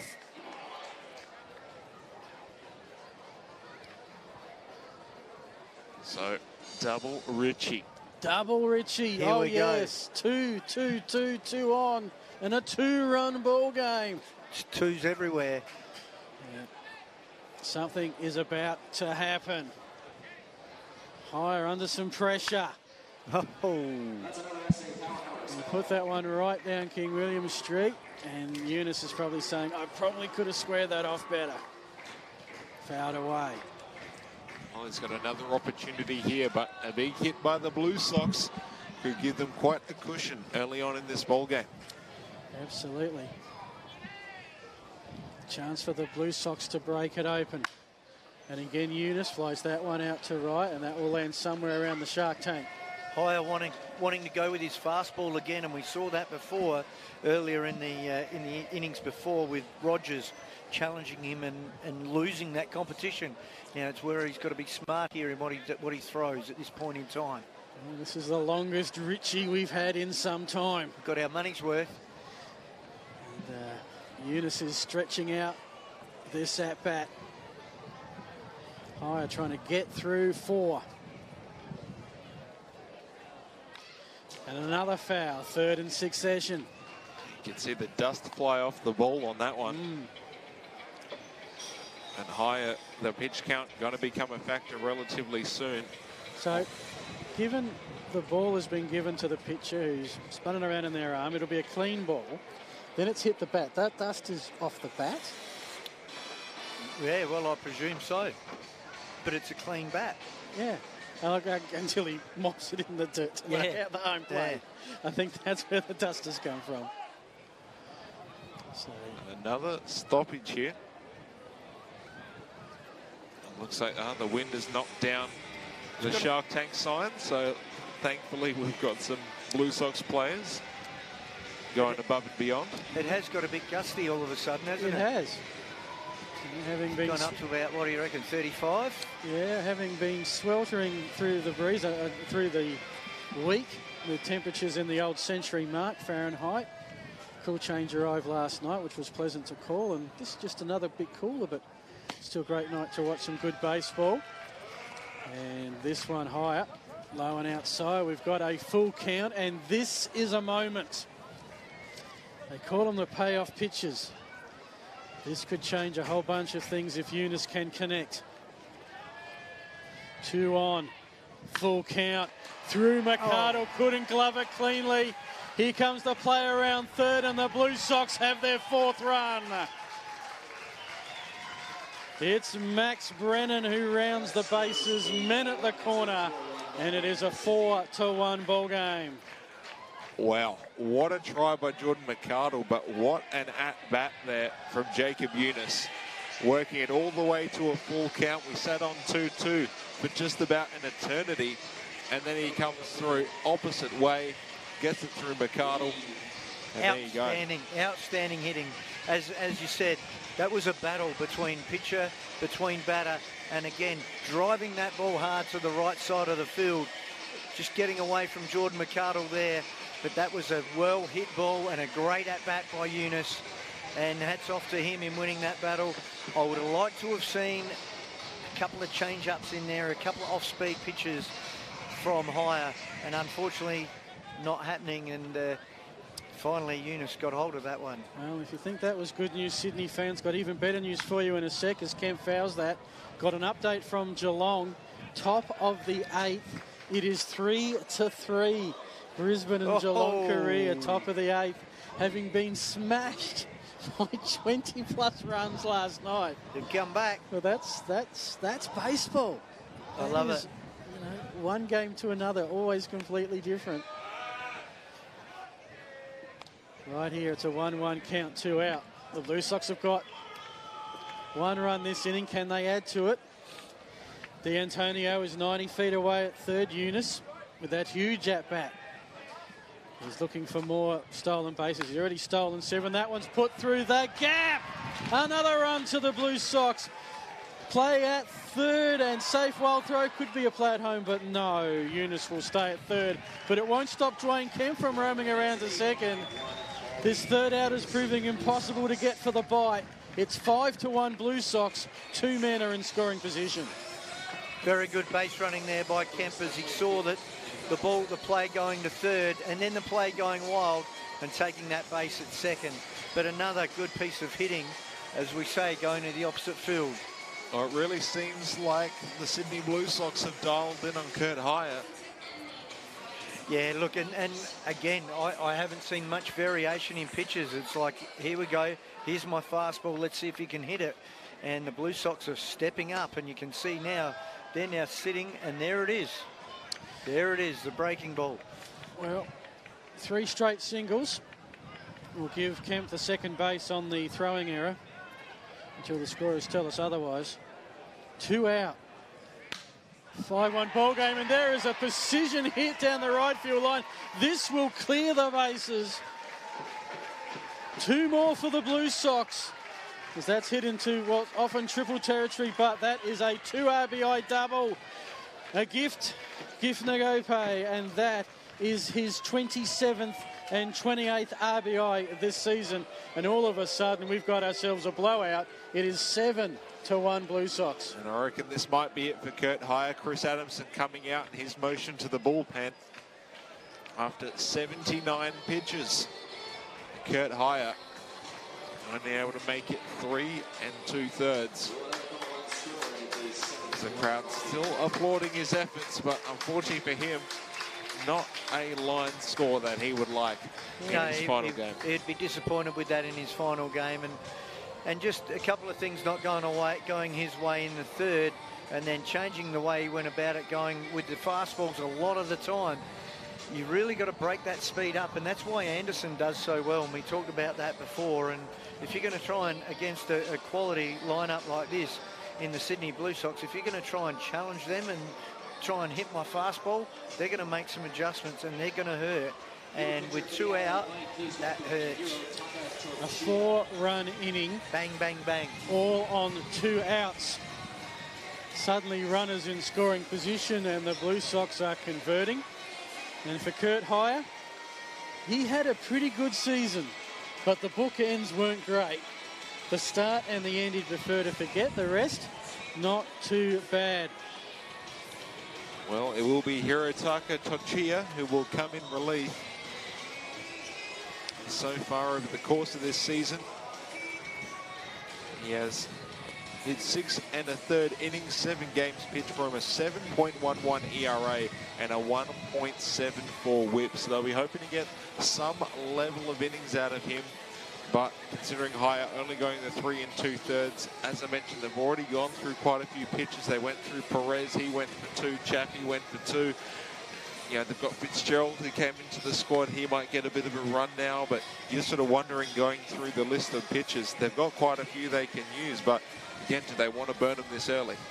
Yeah, well, it's a case of being mindful of not letting this game blow out, but also you got 2 tomorrow. So, you know, it could be a point in time where, you know, there's still plenty of baseball here left. 7-1, but you talk about an ERA on Anderson of the 2.32. So in a game, if you score 4 runs, you're going to be happy against him. Now you've got to try and score 7 to try and win this. Not going to be an easy challenge here for the Adelaide Bite as Sydney take hold here. And you can see some quality at-bats there by Sydney, and that's impressive, and that's why they are where they are at. And some really good at-bats, which they'll be very happy with. Absolutely. They're lighting up the Facebook feed, the Blue Sox fans, enjoying this one, enjoying the broadcast, which is great to see. Graham Davison there agreeing with me on the too many fastballs, and yeah, it's something that, you know, an opposition team's going to get onto that pretty quickly and see the mannerisms and the body language of a... Well, and just what you want from the Blue Sox. First warm-up pitch for Teixeira, and wild pitch, and suddenly Blue Sox are 90 feet away from run number 8, which would be 5 for this innings, and we're still at 2 out. Yep. It has been quite a struggle for the Adelaide Bite here in the top of the 4th. So as we look now after that big play, this is Rogers at the plate. No sacrifice in play. So let's see what he can do to get the Gope home. Already, well, there's the first strike for Teixeira, who's 26-year-old, as mentioned. One of 4 Japanese players through the year from the Honda Motor Company, their industrial league team where you work for Honda and play baseball for the team. Not a bad way to earn a living. And there's another wild pitch, and here we go. That is a walk-in, a stroll-in 8th run for the Sydney Blue Sox. And after that huge at-bat from Jacob Eunice, this has all fallen apart for the Adelaide Bite. And that was a huge momentum shifter for Sydney. For Eunice to be able to battle in that at-bat, higher through all he had into that and didn't come out the victor, that's when the wheels really started to fall off. You could tell there wasn't going to be much more for Kurt Hire. Now for Sydney, it's just given them such a huge buffer right now. Yeah, it certainly has, and it's a big confidence booster and a momentum changer, as you can see there. And really, that's where the last thing you need is a relief pitcher to come in and to give up a run in that situation, and now to give up a walk here. It's where you've got to come in and you've got to throw your pitches. And it's tough being a relief pitcher, but that's your job, and you've got to do that job. Well, Sydney are going to bat around. Jack Murphy, the only one of the starting night not to have a plate appearance, and here he is right now in this huge 4th inning for the Blue Sox. And the Blue Sox are having a party, and with that Mo, you think Jack will be there. Yeah. That Mo, that mullet. You'd like to be part of it. Boost that average a bit. He goes whack to the scoreboard. Is it over? No, hits the fence. Is there going to be a play at home? Yes, there will. It's going to be an RBI single. Jack Murphy on first base. Rogers, the Panda. Never seen a Panda move that fast. He's gone from first to home. The scoreboard continues to tick over. It's 9-1. Sydney Blue Sox. 6 straight Blue Sox hitters have reached on base. And Murphy almost made it a little bit further around the bases. Coming off the fence, he's going to have to hold up at first, but I'm sure he'll take that any day of the week. Well, with this wind blowing around, it would have been interesting on a still night to see how far that went. So now... And there's a bit of time. There's someone out at right field there making some repairs on the fence. Yet he's given it a kick. Well, we all remember a couple of games at Norwood. I think it was Mark Wick, was it? I believe it was, going through the fence. Through the fence. Yes. The good old steel fence. The good old Norwood temporary Oval. movable fence. So we go to Campbell, who singled to centre to start us all off. Well, it seemed like a relatively even ball game. Now it's absolute blowout territory in the Bite. Well, they just got to find this third out. Yeah, well, it was 2 out, and then the damage comes in, you know, and that causes all the trouble. 6 consecutive Blue Sox, I think I pronounced that right, have got on base. 3 pairs, you could say. Yeah, well, I mean, Sydney, all credit to them right now. They have battled through this game, and they are coming out as the clear front runner, if the scoreboard doesn't say it already. As Torchia still trying to find that third out. And when a big crowd like this comes, you really don't want to see something like this happen. So it really puts the pressure back on the Adelaide Bite to produce offensively now. But first and foremost is to get this out. Indeed. 2 out rally. So we are still halfway through the 4th.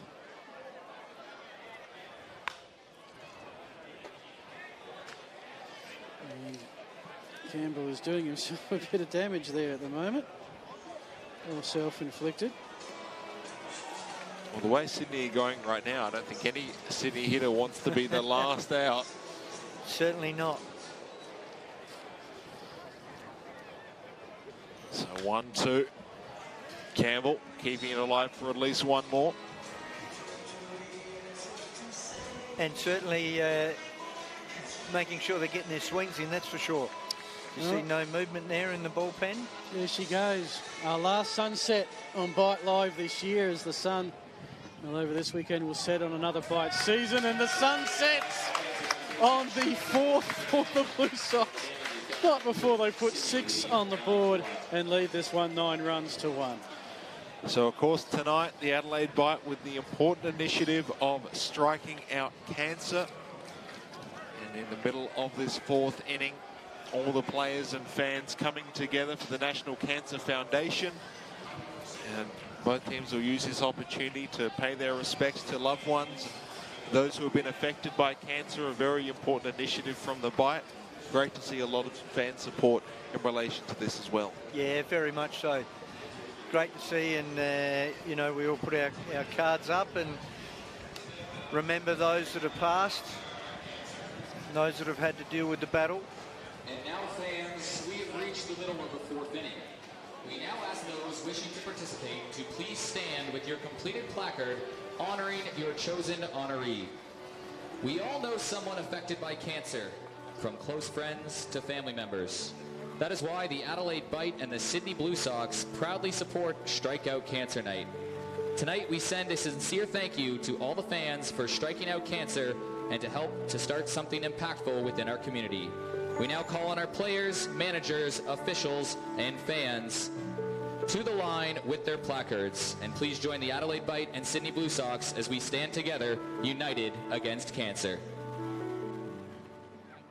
And if everyone would remain standing in a moment of silence to recognize those we have lost to cancer and those who continue to fight their battle every day.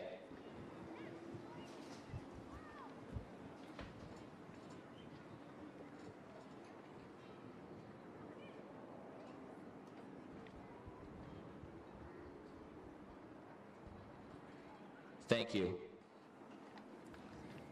The Adelaide Bite and the Sydney Blue Sox are proud to support the National Cancer Foundation. Please pledge per strikeout and cheer on the Adelaide Bite. We thank you for participating in today's game and event today.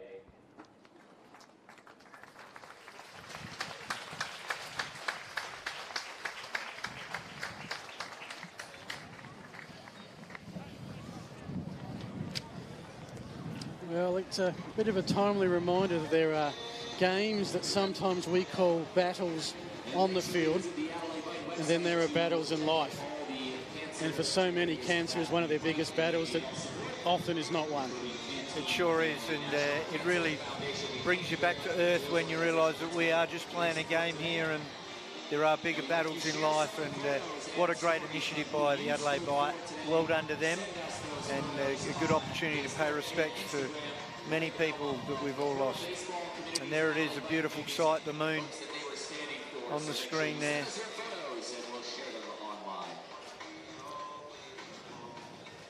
As we get ready for the bottom of the fourth. And might be a chance just to take a look at what's happening around the ABL. Earlier today, I think it was a 7-inning game. It went 11, and the Auckland Tuatara, the home team in Melbourne, walked it off 2-1. Bottom of the second in the nightcap, which I assume is going to be reduced to 7. The Auckland Tuatara leading Melbourne 1-0. Sydney, Perth, Canberra fans will be having one eye on this game and what's happening in Geelong. Top of the ninth, Brisbane 3, Geelong Korea 3. Can the Koreans produce one more upset to finish their season? And a game between two playoff-bound teams, probably the series of the weekend, finally underway in the nation's capital, the Fort, and it is the Canberra Cavalry leading Perth 3-0. Canberra would have seen the carnage Brisbane done. They would have seen Sydney lose. One of Sydney, Brisbane and Canberra is going to finish 5th. The position no one in the playoffs wants, go on the road in the wildcard game. And at the moment, Brisbane have won a game, Canberra have won a game, Sydney have a huge lead here. Well, Michael Geddes, for his second plate appearance. We are only heading second time through the lineup for the Adelaide Bite. So there's plenty of baseball left here as we see as we're coming into the bottom of the fourth. Adelaide Bite have got to make some adjustments, and they know what they've seen here from Anderson and how they've got to go about it. And it's a game where they've got to really be smart in the way they handle his pitching. He's a crafty pitcher, and making sure they get him right. Well, ground ball to third base. Throw to Rogers will be in time. And a casual 5-3 ground out for the Sydney Blue Sox. They seemed a whole lot more relaxed. Yes, I wonder why. I wonder why they can relax. Well, at least until the Bite get a couple on board. So we go to Matty Chen. Flew out to centre his first at bat. Yeah, Sydney next time around will be going around to their 4th time around the lineup, and there's a few Bite yet that haven't gone around second time. 11 hits. The Blue Sox have had, the Bite just 3. That one is played pretty much down the throat of Jason Rogers, who does his own laundry. And it's incredible when you think about it, how many batters, how many pitches it took to get one out to retire the Blue Sox. And already the Bite are 2 down very, very quickly in this bottom of the fourth. Well, for Anderson, he's definitely got some run support. He got the 1 win in his final home game, at least of the regular season. That's right. Now He'd be very happy with that. Yeah, now he's got an 8-run buffer to work with. He has, and he's, last time you checked Fraser, he's pitching efficiently and has a really good chance of going the 5 he needs to be the pitcher of record. And he could make it. 2 wins from his last 2 regular season games. Yeah, and I don't think Tony Harris will be making any moves for a while yet. There'd have to be a lot of runs to be scored for him to create any changes out there. Just look at this at-bat. They've been doing this since 2010 for their respective clubs. We've seen players change clubs. Anderson pitching to Welch, as they would have done back in November 2010 when these two sides first hooked up. And this may be the last battle they have. Well, 1-2, swings through, 3rd strike. And is that Anderson's first strike for the night? That is. That is. He's at 349. He'll be going for 350. Well, with that, we are going to go to a commercial break. You are watching the Sydney Blue Sox versus the Adelaide Bite on Bite Live. There's only one station that brings you everything happening in Adelaide. And everything else from around Australia. That's right, Roy. Only one station plays the music you're into. From the new stuff breaking through to the classics that never get old. There's only one for the best year-round footy coverage. And everything else from the world of sport. And the world of stupid. There's only one for all that and more. There's only one. Only one. Only one. There's only one. 104.7 Triple M.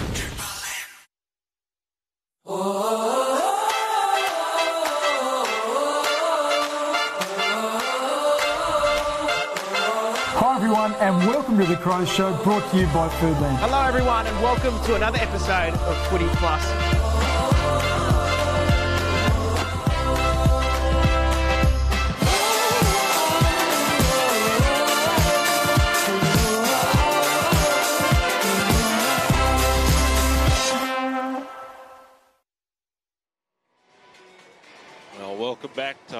Hill in the Brute Australian Baseball League. If you've missed the game, or at least the past couple of innings, you've missed pretty much all the action. Sydney, 6 runs in the 4th, leading to a 9-1 ball game. Hirotaka Tochia will be still on the hill for the Adelaide Bite, and it will be the Sydney Blue Sox. I'm not sure if they need any more runs, but they're going to go for it anyway, as they've got a few more innings to work with. Show no mercy. Getting good form and stay there, and try and get some sort of mental edge, because it is a big double header. Well, everywhere in the ABL tomorrow pretty much, especially here for the Blue Sox. They have their playoff destiny in their own hands. They win tonight, they win out the 2 games tomorrow, they win the series, they win at top spot going into the 5-team playoff series, thanks to Borrell starting on Wildcard Wednesday. Certainly is something worth aiming for and striving for that top spot, isn't it? Absolutely, the way the playoffs are. As Tochia starts off with a pitch right down King William Street, and for the first time tonight, he's ahead in the count and backs it up by almost hitting Shepherd. Shepherd in the Detroit Tigers system at the moment. He's averaging 228, looking for his first hit of the series. Flew out to right, struck out his last time around, which was only in the last inning. He's saying that for everybody as the Blue Sox run around. And look, some dark clouds have gathered here. Not sure we might get some rain shortly. Don't think it's going to be of any major consequence. We're going to get through 5 for sure. That'll make it an official game. I was going to say, with the heat wave that we've had, I think people would welcome rain, just not at this point. No, don't think. Anyway, Shepherd with a high hit. This should be an infield fly. Mead comes in, has to deal with the hill, and did it well, Curtis Mead. And that is the first away. Not an easy catch, that one there, and having to deal with getting over the mound, as you saw there. Great catch there by Curtis Mead. So we go to the bottom of the order. Max Brennan, who has a run. He got on through a fielder's choice in the last inning, also ground out to 3rd. His at-bat was his at-bat was the second out. And from then on, that's where the carnage started for Adelaide. So Chia currently at 18 pitches. This will be number 19. He's thrown 11 for strikes. So he did walk one early on, but he's starting to find his range and where that strike zone is located. And just misses the outside and also a bit high there. 85-mile-an-hour fastball as the clock is now tuned into the right speed down there. We have a speed gun that just brings up this really weird number in the 200s. Just challenge us at times, doesn't it? I'm not sure if that's can't even be like a mosquito or something flying past. There's another 85. Brings the fastball and the strike. No, it's just like the movie Poltergeist. There's something going on in there. I don't want to know. I don't want to be cursed. It's back as we go with the hit by Brennan. Gets Mead, who's going to get his second out in two at-bats. That's more like it. As an error to his name tonight, but that was a great recovery. Made some quick leg work to get to that one, to get the out. And you can see the difference there with Curtis. He's come in, made a nice play, come in and got that at the right bounce. And that's the difference that you've got to do on that dirt. So good adjustment there by Curtis. Well played. Well, this is going to be a quick 5th for the Blue Sox. Let's find out. So we go back to the top of the order, and D'Antonio is having himself a night. Well, hang on. Before you get to that point, look what happened last time they got to 2 outs. The curse of the 2-out rally. Well, Antonio got the ball rolling with a homer in the 3rd, and he was the first of 4 straight singles.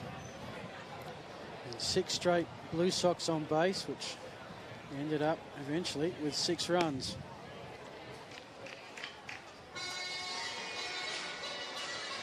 Two-one count, 2 out.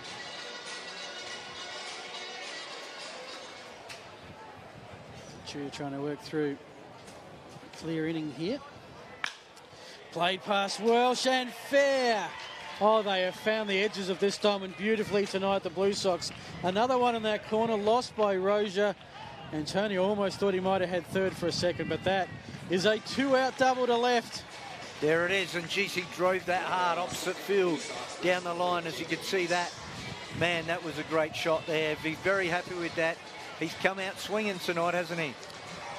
Yep, 3 for 4 tonight with a home run. He has been absolutely on fire. And when you've got your leadoff guy going, as you might have seen it with Nick Shumpert, when your leadoff guy gets going and just sets the rest of the lineup off. Well, he's hitting to all fields, as we say. He's hit two down the left field and one over the right field fence. Almost at hot. And wasn't his at-bat a game changer? Jacob Eunice is back. Back-to-back singles, 2 from 3 tonight after going 0 for 5 last night. And that's the thing about good players. Now, this is baseball. You have good days, you have bad days, and you strike out, you give up runs. Baseball, you often have more failures than wins. But it's how you recover from them. Eunice had 0 for 5 last night. He's come out, he's 2 from 3. And that is the great thing about this game is it is failure and then opportunities come back again. So you get another opportunity after going 0 for 5, make an adjustment and come out and deliver like you did then. So he's making Pachia work at this. Eunice is up 2-1 on the count. Yeah, there's a look of a man pretty relaxed. Hard to believe Eunice is only 25 years of age. Wow. It feels like he's been in the league forever. One of the ABL veterans. And I guess that's the thing. If the youngsters come through and get a spot, by the time they get to this age, they've got over their 100 games. They're going to have quite a career at this level. And this is what we talk about with Jordan McArdle and Curtis Mead, is they're not at Eunice's level right now. They've got that to come. We've got that to look forward to with those guys. Great pitch. Speaking of which, Tachia gets himself a strikeout. That will do it for the Blue Sox, who, well, they get a double, but leave them stranded. It is still 9-1 Sydney. Yep, so now it'll be up to the Adelaide Bite to get something going offensively. Things, those clouds getting very, very ominous in the right side. And the wind has got stronger, hasn't it? So coming in from the beach. Just going to look up the weather radar while you two gentlemen have a chat, see if we need to bring out the galoshes, and the radar service unavailable, technical malfunction. That says it all. How are we supposed to tell the weather without the weather radar? Blown over. Well, we're up to 7, 8, 9 here for the Adelaide Bite in their lineup with McArdle coming up, Rozier and Mead. So the 3 Adelaide boys looking to get those guys to produce for us.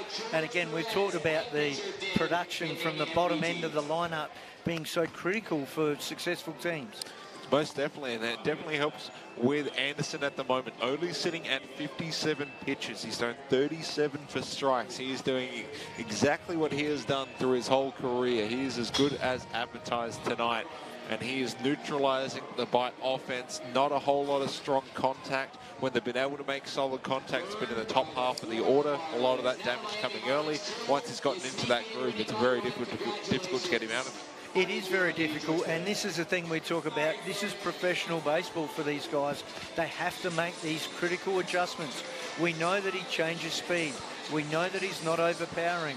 This is stuff that we're seeing from back here, that these guys have got to make adjustments. And we talk about Eunice made some great adjustments.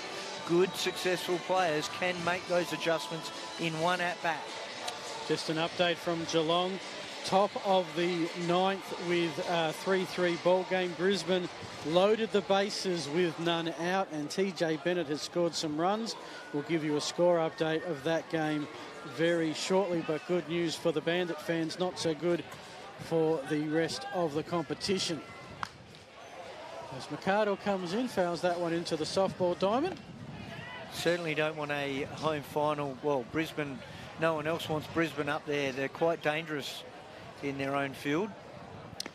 They certainly have a team. Last night, Geelong against Geelong Korea, the Bandits hit 9 home runs.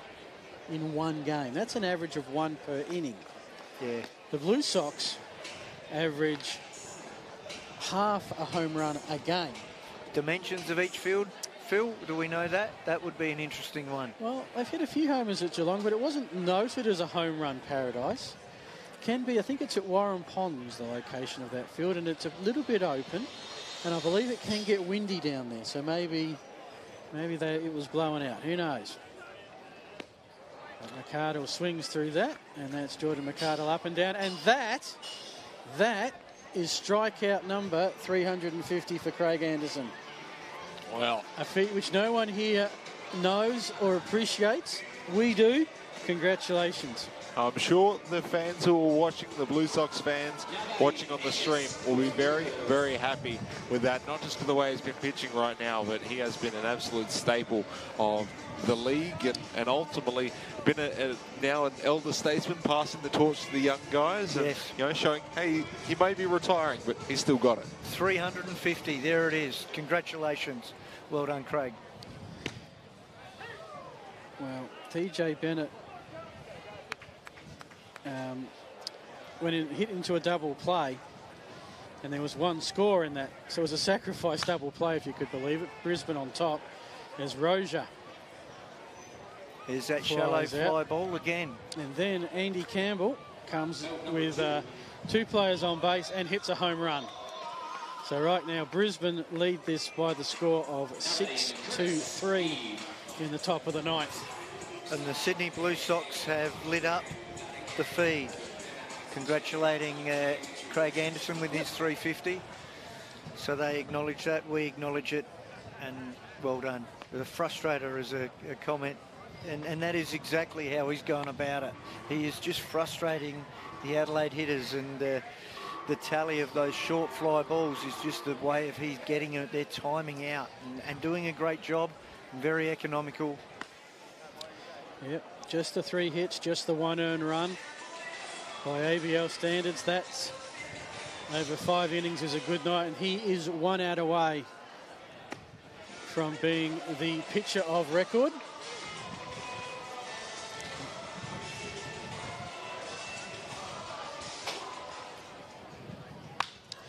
As we go bang another one that should hold up in the breeze. Easy one for Campbell, that is the bite.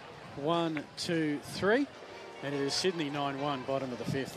Well, the Bite imports have been in Adelaide for 3 months now. Let's see what they think about our fine city, thanks to SA Power Networks.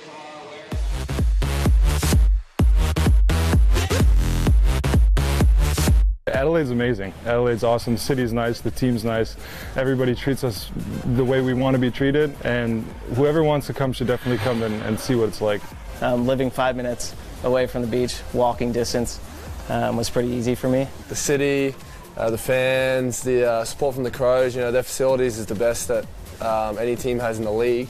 So having that is something for me, especially. Getting ready for when I go back to America is a big thing. The fact that we can work out in a major league facility or big league facility in the highest class in all of Australia is pretty remarkable. And we don't have to go to a little local gym. We're secluded. We can just be ourselves and do whatever we need to do. Yeah, if I have a chance, I will go back because here I'm so nice, I feel. I think I'm going to be a recruiting coach for the Bite, so I'll go to the States, get everybody back over here. Well, special thanks to SA Power Networks for that package as we look at the scoreline between the Blue Sox and the Adelaide Bite here in Game 2 on a Friday night. Score 9-1. As the Blue Sox have shown why they're one of the best teams in the competition tonight. Yeah, there's some interesting things there, isn't there? There's the 9-1 score and the Zupa car running around out in the centre field there. Yeah, the ominous See sun that? coming through is going down. And is he doing burnouts out there in the Zupa car? I think he's being cautious at the very least, running along the warning track. Last thing we need is some sort of damage to go down here tonight, other than what the Sydney Blue Sox have done offensively. Well, I'm a little bit disappointed that Tochia has been relieved by Jared Wilson. Nothing against Jared Wilson, but if you wanted an example of how the Australian Baseball League is the United Nations of baseball, The Bite just had a pitcher from Japan. And coming up, we have hitters from the Netherlands, South Africa, and Georgia in the United States. There we go. There's 4 continents, and none of them Australia. So, as we say very often here, this is the world game, baseball, and great to see. So Jared Wilson comes in. He is a flame thrower. He has no wins, no losses, 10 games pitched, 30 innings, an ERA of 8.78, given up 1 home run. Here's the issue, 17 walks compared with 15 strikeouts. He's either on fire or he's getting burnt. Yeah, and we talk about this before, Fraser, in the velo, in the fact that, you know, fire or getting burnt. That's fantastic, Phil. You're in fine form here. Scott on delay there. I tried to block it out. I couldn't block it out. It was that good. It was that good. Well done. Gave Phil the thumbs up on that one. Remind me not to catch up with Jared post-game. Anyway, 9-1 Blue Sox is there. Sydney Blue Sox fans keep asking for the score. I'm not sure why. And Cam, Big Cam, good evening to him, the PA guy, and we've known Cam for a long time. Noting that we've gone through 5, and that makes this an official game, whatever Armageddon may be making its way across the Gulf. Didn't look too good, did it? And this is the problem with Wilson, and he's made it clear. He dropped out. He got dropped from the squad, had a couple of series off, and has come back again. And he does have a live arm, but as we talk about, velo's not everything. As we can see, the battle versus Anderson, who can throw his pitches and locate. And there we have it, the lead-off walk. Throwing 88, 80, 87, 88 mile an hour, fantastic, but you got to locate.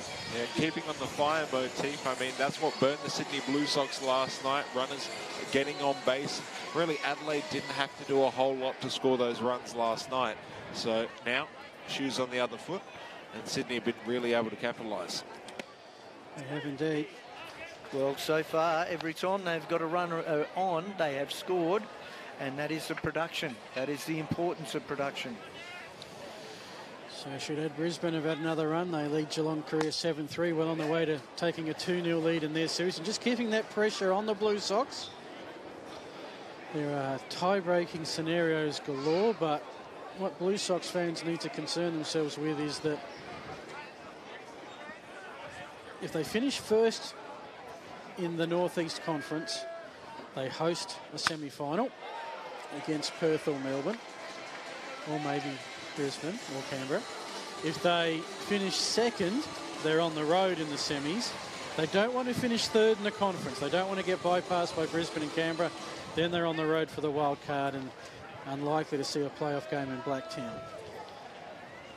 But it's Brisbane and Canberra who are hoping that Adelaide can pull off another victory, because if Sydney win out, they will finish top. Perth and Melbourne, a different dynamic. And Perth will be sending Auckland a case of beer, I reckon, after the Tuatara picked the game off, which gives Perth the inside running, only if they can sweep Canberra, which they're losing. So lots to look at. And haven't Canberra really stepped it up? They have. I mean, it has been it's a week-by-week proposition, this league this year. I mean, Sydney are top, and over the course of the season they deserve to be. But they've had some bad series. You know, they got against Canberra 7 of 8. They lost a series in Brisbane. And part of that is why if Canberra or Brisbane tie Sydney, Sydney lose the tiebreaker. But back to this one. 8 runs the margin. It is Nagope hoping to send Kemp around. Full count, none out, man on. Down low, back-to-back walks to Jared Wilson, and that's 19 for the season. Well, the last batter, you've got to walk right now, Jason Rogers. He's going to be coming up at the moment. He himself is 1 for 2 with a walk. And then pretty much from there, it has been quiet for the Sydney Blue Sox. Jack Murphy, of course, last RBI. Hey, Scott, you know what they call it if you walk 3 batters in a row? What is for it? The opposition? What is it? Winning. Tends to be that way, at least. It is. Free bases, as we talk about. And we saw Rogers second last at bat in that battle with Hire. And Hire trying to blow it as hard as he can past him. Now we see a similar situation. You see Rogers has come up. He's up the handle a little, and he's looking to really just use that speed that Wilson's going to provide for him. Oh, gee, the Facebook feed is in full Major League mode at the moment. Oh, is it? Just a bit outside. Someone passed the whiskey. And there's one, just what you do. You get one on the plate and it's hit right back at you for a hit. Going to be a play at home. Edwards are tasked. And that's going to be run number 10. And the Blue Sox are in double figures. The nightmare continues for Jared Wilson. An RBI single to the Panda. His second RBI, both tonight. Well, if the way we keep going, we'll probably get through Major League 1 in the chat. We'll then move on to Major League 2. And we'll see how many Major League movies we can get through. And then maybe head over to Bull Durham. Yeah. Well, look, Major League, a big influence on my life because I got to see Bob Uecker as Harry Doyle, and I sent Fraser all the Harry Doyle compilations, which in our apprenticeship we related to a little bit. Don't go any further than that. And now listen to Bob Uecker calling the Milwaukee Brewers quite often through the league season, and does that with equal aplomb. I think we're going to have to bring up the full bag of tricks tonight. Okay. Get the feeling this game is getting away from us fast. 10-1 Blue Sox, top of the 6 is Jack Murphy. And you see when momentum isn't going your way. There was a play at the plate there with Whitefield throwing that ball just a little too hard, you know, just throwing it over the top, up the top of Edwards. And that's where you got to make your plays. You know, there was an opportunity to throw a runner out, and you got to really get, and they're the things that you need going your way. That when the chips aren't going your way, this is what happens, and you can see there another run scores from that. So none out. Blue Sox have 2 on. Nagope is at second. There's a long hit to right. It's playable. Rozier will mop up, and the runners will hold. First out for the Blue Sox.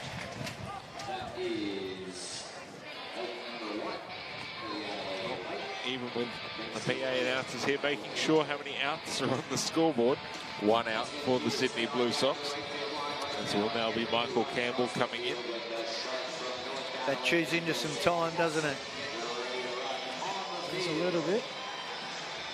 I mean, that's a huge credit to the Blue Sox, considering they've been able to put 13 hits up to the Bite's 3.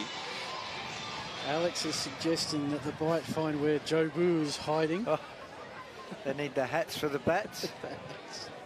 Shit. So who's the devilish owner? Have a bit of fun. It's that kind of game, folks. Blue Sox, this would be a comeback for the ages should the Bite get into it, and we've got 4 innings to go. So sit back, relax, enjoy.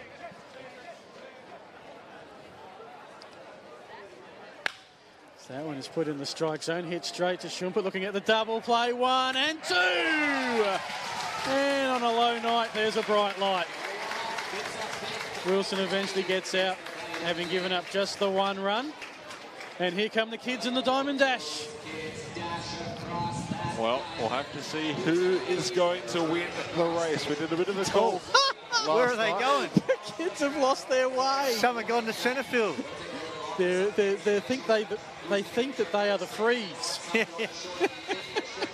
All we need now is the supercar to come out and chase them. That'll really make a move. Oh, that poor kid thought he was going to win the dash until he realised he was about 80 yards off course. But have a look at that. That's what it's all about. Fun at the ballpark. Fantastic. Mr. Fitzgerald. Well, we've seen him in Super League action, but now we could see him in some ABL action. That will be good. Yeah. Well, it's that kind of game, isn't it? Well, we saw him earlier in the season. He came out and we got to see him throw a bit. And we can talk a bit more about him as we see Anderson's come back out onto the mound again for his 6th innings, which is something that the Sydney fans would be happy with. Obviously throwing economically, and Tony Harris would like to keep him going for a little bit longer. Current pitch count, 68 pitches, 44 for strikes. 19 degrees now with the Bennett Field scoreboard. 68 pitches, he's barely worked up a sweat. That's it. Sure that isn't the pitch count? No. As they say, well, he's not the best colour man in the league for nothing. Comment Fraser White. All right. Anderson is hero of 232. That will drop just a smidge. Don't think it'll make much dent in his career here, eh? Too many innings for that to have a major input. We go to the top of the order for the Bite, next input, and well, does this release a bit of pressure for the Bite? Let's see if they can play a bit of freewheeling baseball here and just have a crack and give the crowd here something to entertain them with. And this is important for Adelaide Bite here. They've got to jump right back into this game. They've got 4 innings left to do something, so why not? So Anderson to Shumpert on the outside, got him swinging with a nice off-speed pitch. He's ahead, Norton, 1 in the count. This time puts it up. And the Panda makes his position, stakes out his territory and claims it. Not the prettiest out you've ever seen, but he got there. There's some breeze up there. That ball would have moved around quite a fair bit. And again, another, will we say, soft fly ball? I'd say if you put together all the distances that those pop flies have gone, I don't think they'd match even all the way to the fence. No. And that is what he does so well. And this is where Adelaide Bite, as they come 3rd time through the lineup. Mitch Edwards sends one to Nagope. Here's a chance to show off the wow. And there he goes. That wasn't even a crow hop. That was just like a out of the hip pocket. Thank you very much. Just a little flick of the wrist. That is fantastic. Something for everyone to appreciate. So the Bite, I'm down to my last out to call some baseball for the season. It's been a joy. Always enjoy the fat calling with Fraser, that we do share the load a bit. Fraser takes the brunt of it, the start and the finish, and I just give him a break in the middle, but it's a bit of fun. Well, so you get to go on your story time and, you know, check with the chat, because unfortunately for me, with about 17 different screens around me, you get the chance to look at the chat and converse with the audience. Just that last out. Comment to Cam Hickson, crouching tiger, diving panda. Thank you, Cam. Yep, I think that sums it up. 2 out. Whitefield is down. 1-2 in the count. Anderson into his 6th innings of work. You think this might be it. Can he finish with a K and make it 351? No, that one. 2-2-2. A Richie. No one on. You bought a Richie, you bought a Kinning, you bought many things to the game, Phil. So great season, well played. So Anderson fires up. And did he get him swinging? No. So well, Anderson's regular season ABL career finish here on a full count play against the future. He got Whitefield stringing and finishes with a K. 351 in his ABL career. It is the Blue Sox 10, the Bite 1. If that's it, congratulations, Craig Anderson, on a great outing tonight. So with that, we are going to go to a commercial break. You are watching the Adelaide Bite on Bite Live.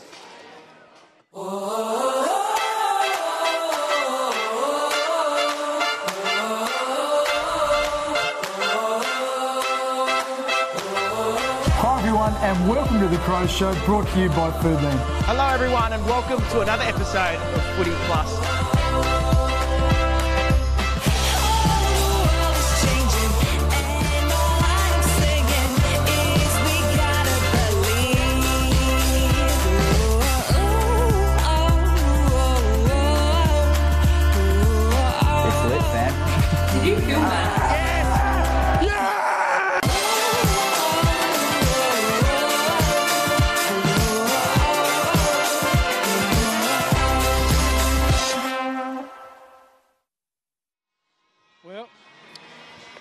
beautiful night in Adelaide. Bit windy, time to put the hoodie on, but the moon is out and looking glorious. We are in the 7th, and the Blue Sox are humming. A 6-run 4th inning really blew this one open, and they've been controlling it ever since. It is Sydney 10, Adelaide 1. Scores around the Diamonds, a final in Geelong Korea. Brisbane lead their series 2-0, beat Geelong Korea 7-3 with a 4-run 9th. Earlier, a 7-run game when 11, Auckland beat Melbourne 2-1. Right now, the bottom of the 4th, Auckland are going for 2 in a row at Altoona. They lead Melbourne 3-0. Wouldn't that be huge on the cards? Bottom of the 8th, getting tight in Canberra. The Cavalry lead Perth 5-2 in their opening contest. But right here it is one-way traffic for Sydney. We've got a new pitcher, the youngster, 18-year-old Tom Fitzgerald. And to bring us home, it's our youngster, Fraser Fyfe. It's all relative, Phil, all relative. As Tom Fitzgerald, last time we saw him at home here at West Beach against Perth, which was all the way back on the 1st of December. Still hasn't bought a hairband. You can't get rid of that power. We've seen Jack Murphy. He's rolling with it. Tom Fitzgerald doing something similar. Why is it every night he comes out, it's windy? It's the power of the hair. So far for Fitzgerald, he's thrown 4 innings over the course of 3 games. 2.25 ERA, whip of 1.25. Currently working with a 1-1 count. Shepherd hits one out towards right field. Geddes taking a couple of steps back as he will take it for the first out. So this will be interesting. I mean, Fitzgerald is someone who, as we've seen in Super League action, which has been the local competition here, which finished up just around when the ABL season started, where Fitzgerald is pretty much a superstar, game 1 starter, and of course now a bit lower on the totem pole when it comes to the bite, but important to see a lot of these young pitchers grow. Oh yeah, look, he was great in the Super League, started off outstanding. Second half wasn't his best half, but the first 3 or 4 games he was lights out. He's only young in the game of baseball. He hasn't been playing for a lot of time, and he's learning his craft. And one thing he does do quite well is he breaks a lot of bats. He's not afraid to come in hard on the inside, and very impressed with the way his work rate is. He just wants to learn. He wants to get better. He spent some time in college last year and has come back into Adelaide now and setting himself up playing for the Kensington Cardinals. And there he is throwing an 85 mile an hour. One thing I like about his delivery is he really follows through, and you can see he really gets behind that. The other thing you see is he's still a wiry lad. Like, there's still a lot of strength to be got from him. Yeah, or 24-year-old, ground ball to Welch. Throw to first will be in time. And as I speak of the devil, there's another broken bat that he can add to his lineup. So how does a pitcher do that? Just gets the hitter to hit it not quite where he should? Is that... Well, there's the sweet spot of the bat. Yep. And you try to hit the sweet spot.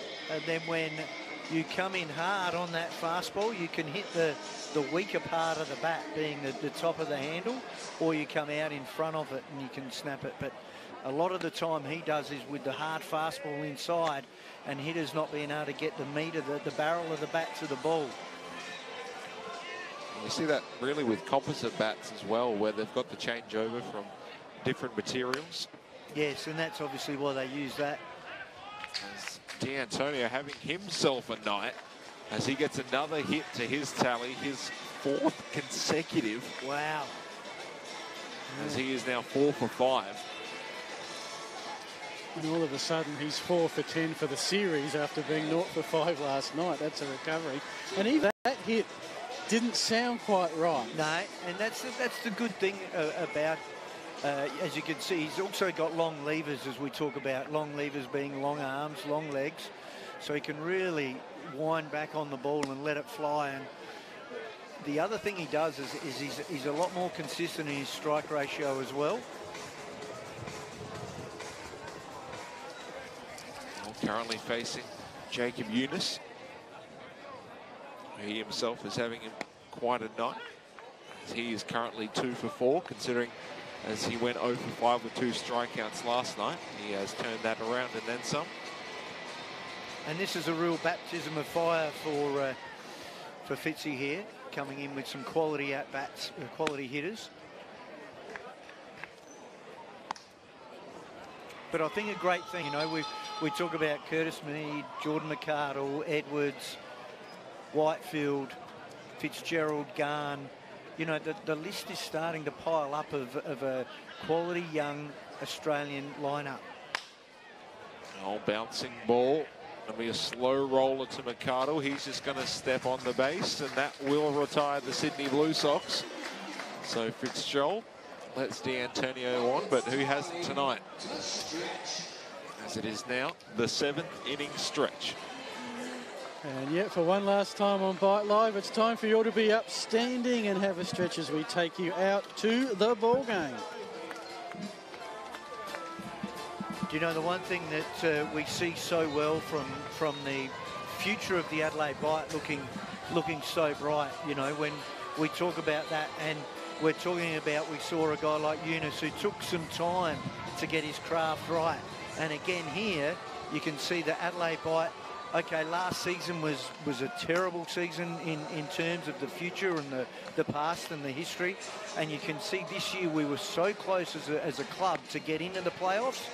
And now the beauty that you then set an Australian squad of players, you can then go and hand-pick an import player from anywhere that you need to complement your lineup. And that then gives Nathan Davison and Chris Adamson a great opportunity to recruit some better players and really take the level of the import to that next level and just give the cream to the Bite that they need. And every team's had to go through some level of rebuilding, and it really comes down to the level of local talent, and especially if you want to be a team that has a lot of young local talent and doesn't rely on imports to provide a lot of the offensive production. You have to go through those lean years, and it's going to hurt as a fan. It's going to hurt as as a manager, as a general manager. It's going to be something that you have to put up with, but ultimately the pain is worth it if you have a good development system. And you can see the change from this year to last year. Stolen bases, home runs. You know, you can see there is a change. The pitching. Well, it certainly helps when someone like Michael Geddes is in the lineup, as he hits one well towards the left side. It will not go to the fence, but it will be caught for the first out. Just want to give you an update. It's getting to the pointy end in Canberra. Now, this is the first complete game, which is game 2.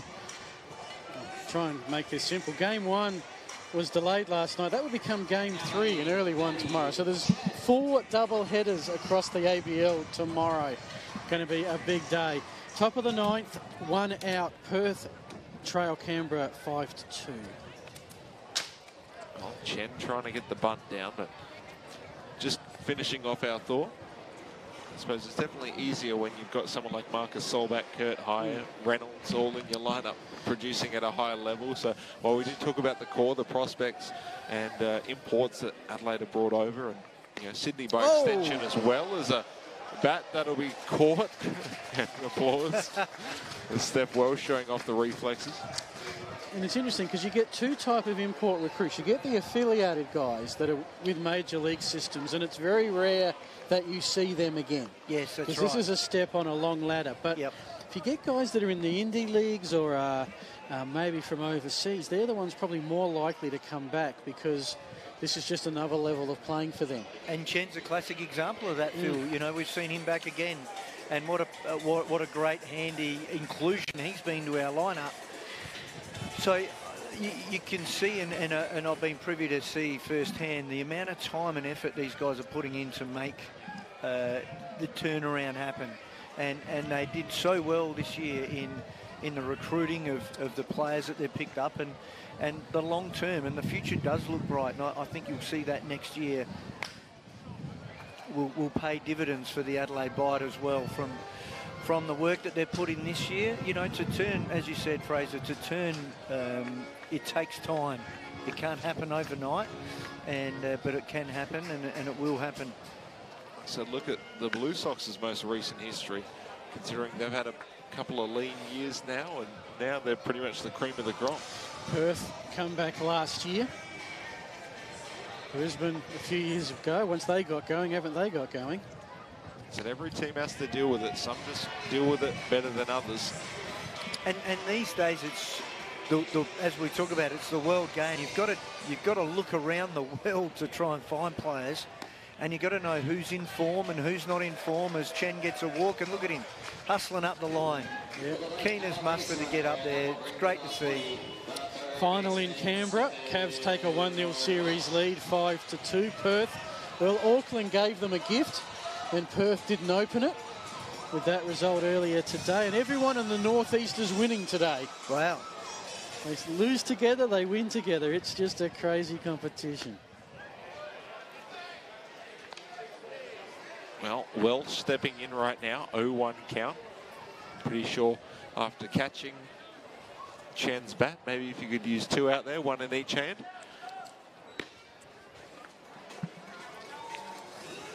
So far tonight, fly out to left field and a strikeout.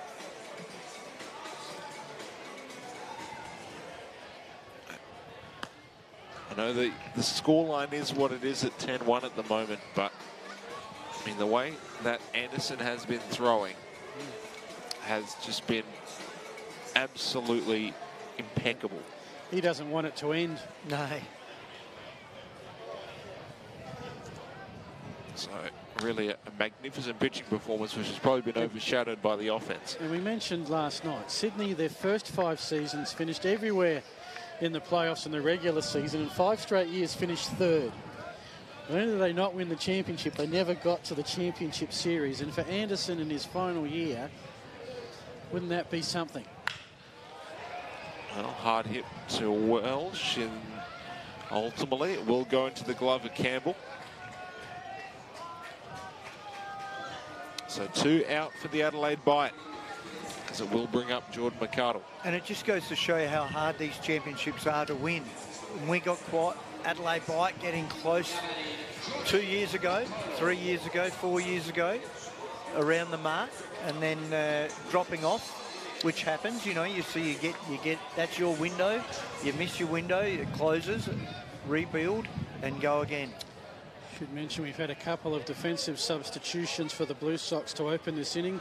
Rickson Wingrove, as you would expect with the scoreline, Rickson Wingrove comes in replacing Dwayne Kemp. He's playing first base. Jason Rogers has gone from 1st to 3rd, and Zach Shepherd has gone from 3rd to 2nd. So they've mixed the bases up, but Rickson Wingrove comes in for his 2nd game, and Dwayne Kemp has an early night. Yeah, they're getting in double-header mode for tomorrow, clearly. Well, if you're not going to give your backup guys a run now... Oh, yeah, that's right.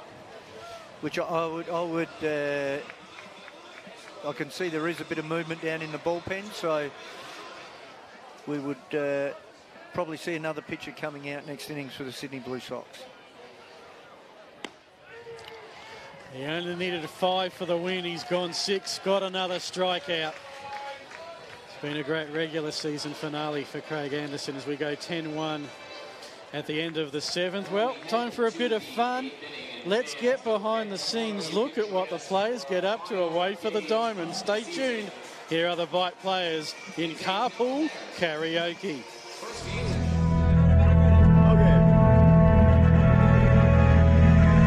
In German. Like a German rap song?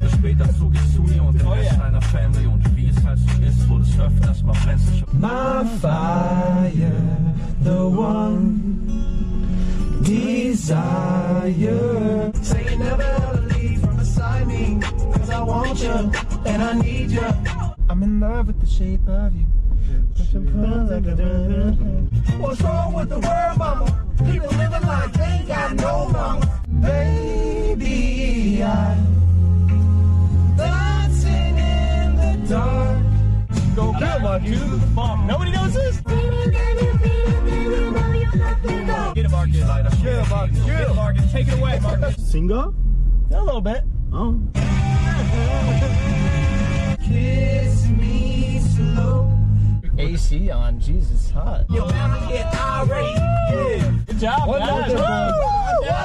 One down. All right, next one. Fantastic. Let's go. Well, that is quite amazing. There won't be commentary karaoke tonight, that I can assure you. What a playlist. Just surprised there wasn't something from the police the way that Whitefield was driving. Well, you've had some ripper calls, Phil. That one I'm going to leave you on your own. I'm going to leave you hanging on that one. And I'm not having a special comment either. There you go. All silence from us. But the one thing that has not been silent tonight, the bats of the Sydney Blue Sox, 10-1 the scoreline at the moment. As Fitzgerald still on the hill and Rickson Wingrove will be coming in for his first plate appearance. Yes, well, he had one last night and got a hit. So his average is skyrocketing over in Adelaide. And of course, I mean, the main thing that Sydney are playing for is the playoff top seed. That's what it's all about. But they have not won a regular season series in Adelaide. They will be playing for that tomorrow. And as you see straight there, Fitzgerald getting ahead of the count nicely. He'd be very happy with the way he's going about it.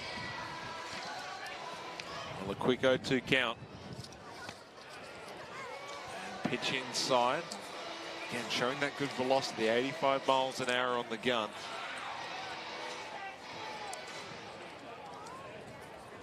Wingrove, got to be a tough situation coming in on a relatively breezy night. Blowing in from right field, left-handed hitter. Going up against a young kid with some heat. Well handled there by Edwards. Ball in the dirt. Not easy to take that fastball down there. Well, 2-2 count.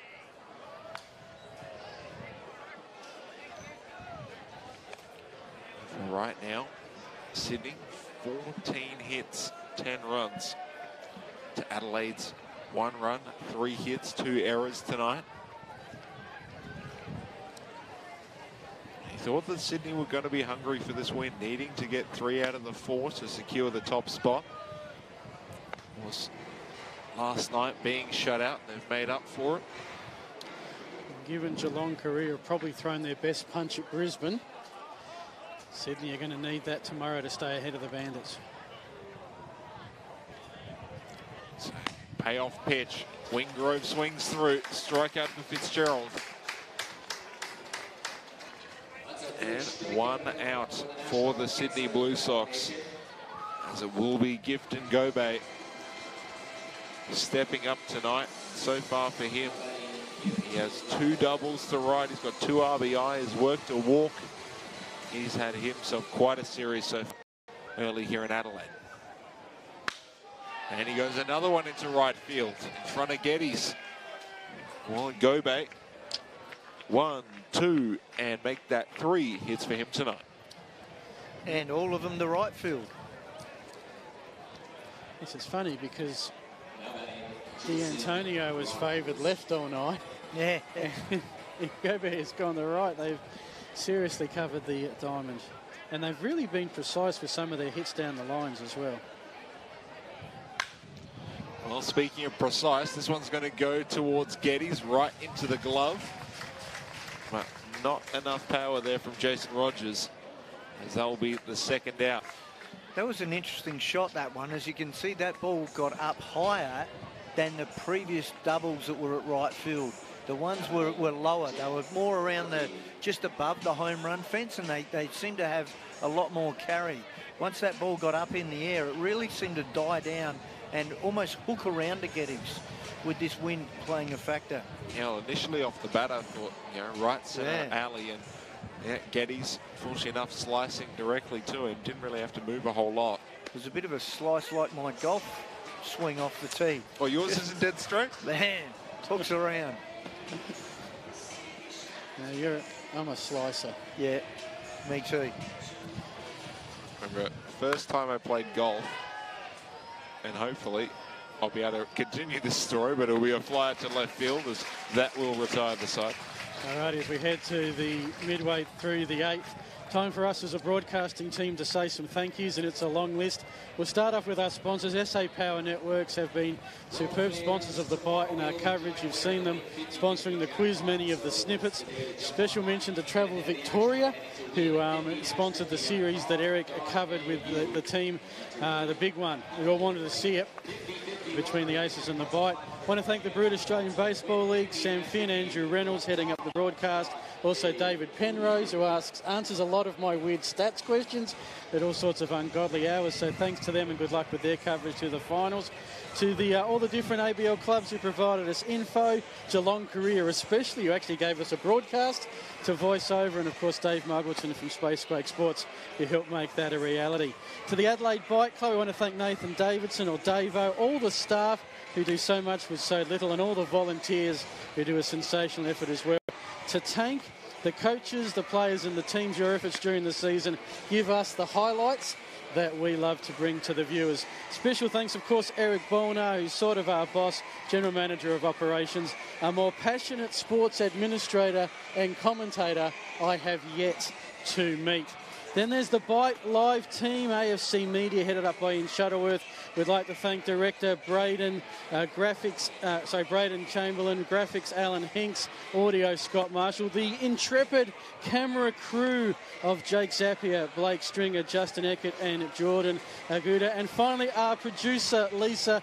Not only does she direct traffic, keep us on time, keep us on track, she feeds us before the game. Absolute legend and a great leader of the Bite Live team. But finally, we'd like to thank our audience. They've cheered us, they've jeered us when we've deserved it, they've educated us, and above all, they have shared our broadcast this season. From Elliot in Jersey, Helgard in Germany, Rodney, Radiancy, Funkman, John Edwards, and just so many others. Thank you so much for joining us this season. It has been a lot of fun. We head to the bottom of the eighth. Here comes Angus Rozier, and you're with Fraser Fife. Thank you, Phil.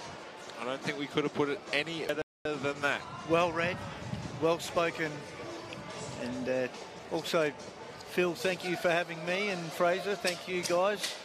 Phil, the rookie on the team. It's been an absolute pleasure. The 500-game rookie. Well, Rozier popping out to shortstop as Anderson still on the hill for the Sydney Blue Sox, so he is continuing his good run of form. Well, yes, it's been an absolute pleasure working with both Phil and Scott here this year. And it's definitely made a more balanced broadcast in relation to our workloads. Of course, Phil and I used to working as a two-man crew, but I'm sure you'll agree, as a Bite Live audience, Scott has brought a new dimension to our broadcast, and we do appreciate what he's been able to bring this season. And now, Curtis Mead, 2 straight pitches, 2 straight strikes.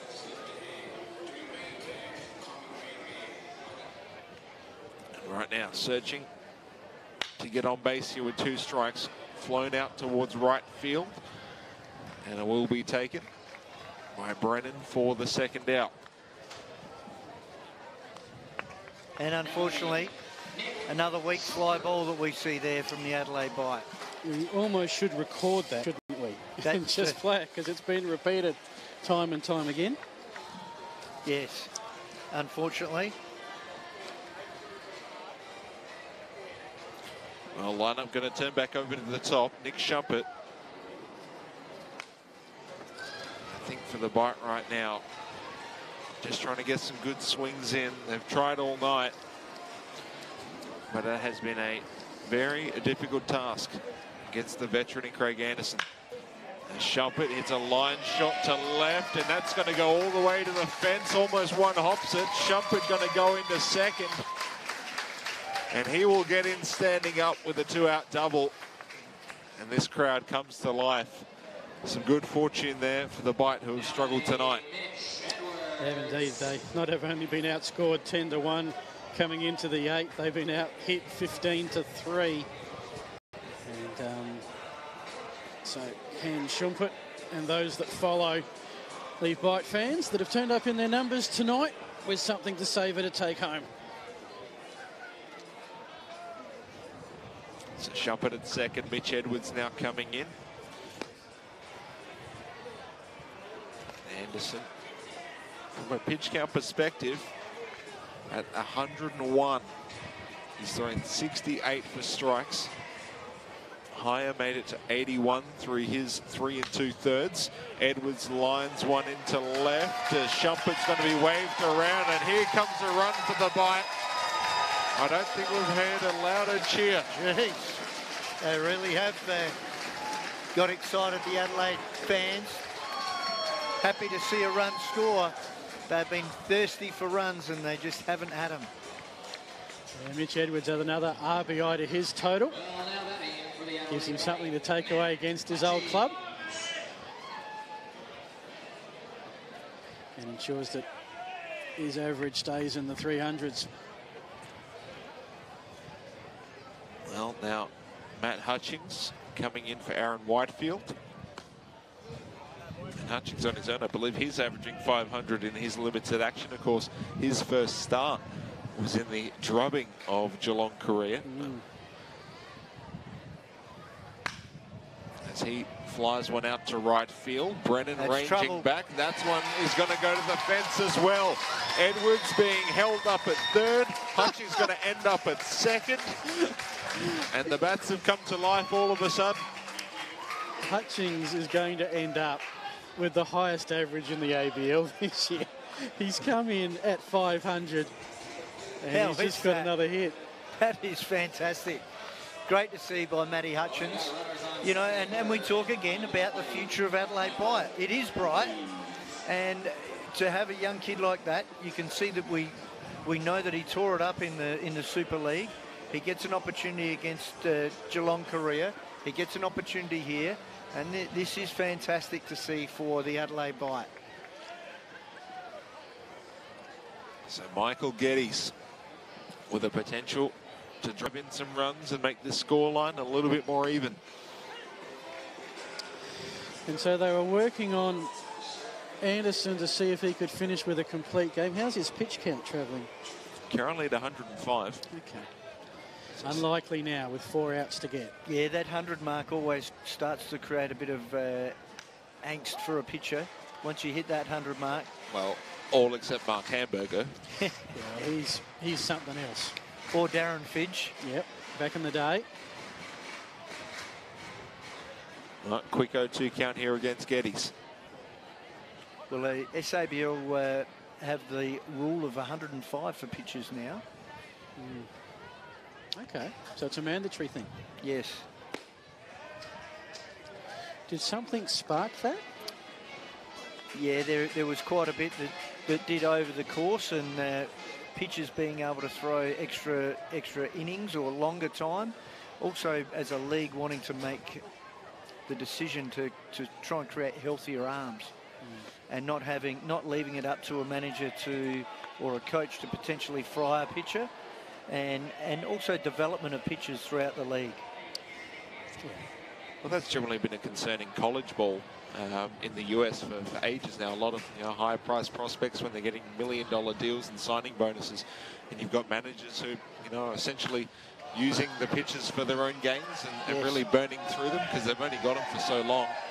And meanwhile, a pop-up to the first base side as that will retire the Adelaide Bite. All right, the 9th is on its way. One last time, we'll take a break. You are watching Bite Live. There's only one station that brings you everything happening in Adelaide. And everything else from around Australia. That's right, Roy. Only one station plays the music you're into. From the new stuff breaking through To the classics that never get old. There's only one for the best year-round footy coverage. And everything else from the world of sport. And the world of stupid. There's only one for all that and more. There's only one. Only one. Only one. There's only one. 104.7 Triple M.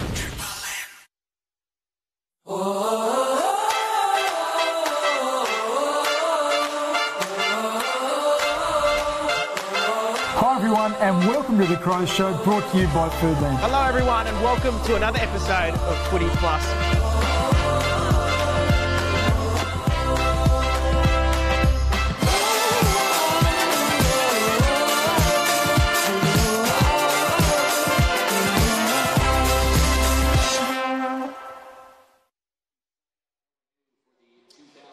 are, folks. We have made it to the 9th. You're watching Bite Live and Friday night action in the Brute Australian Baseball League. And as you can see, there's been one-way traffic for the league-leading Sydney Blue Sox. A tight game early, blown open with a 6-run 4th inning.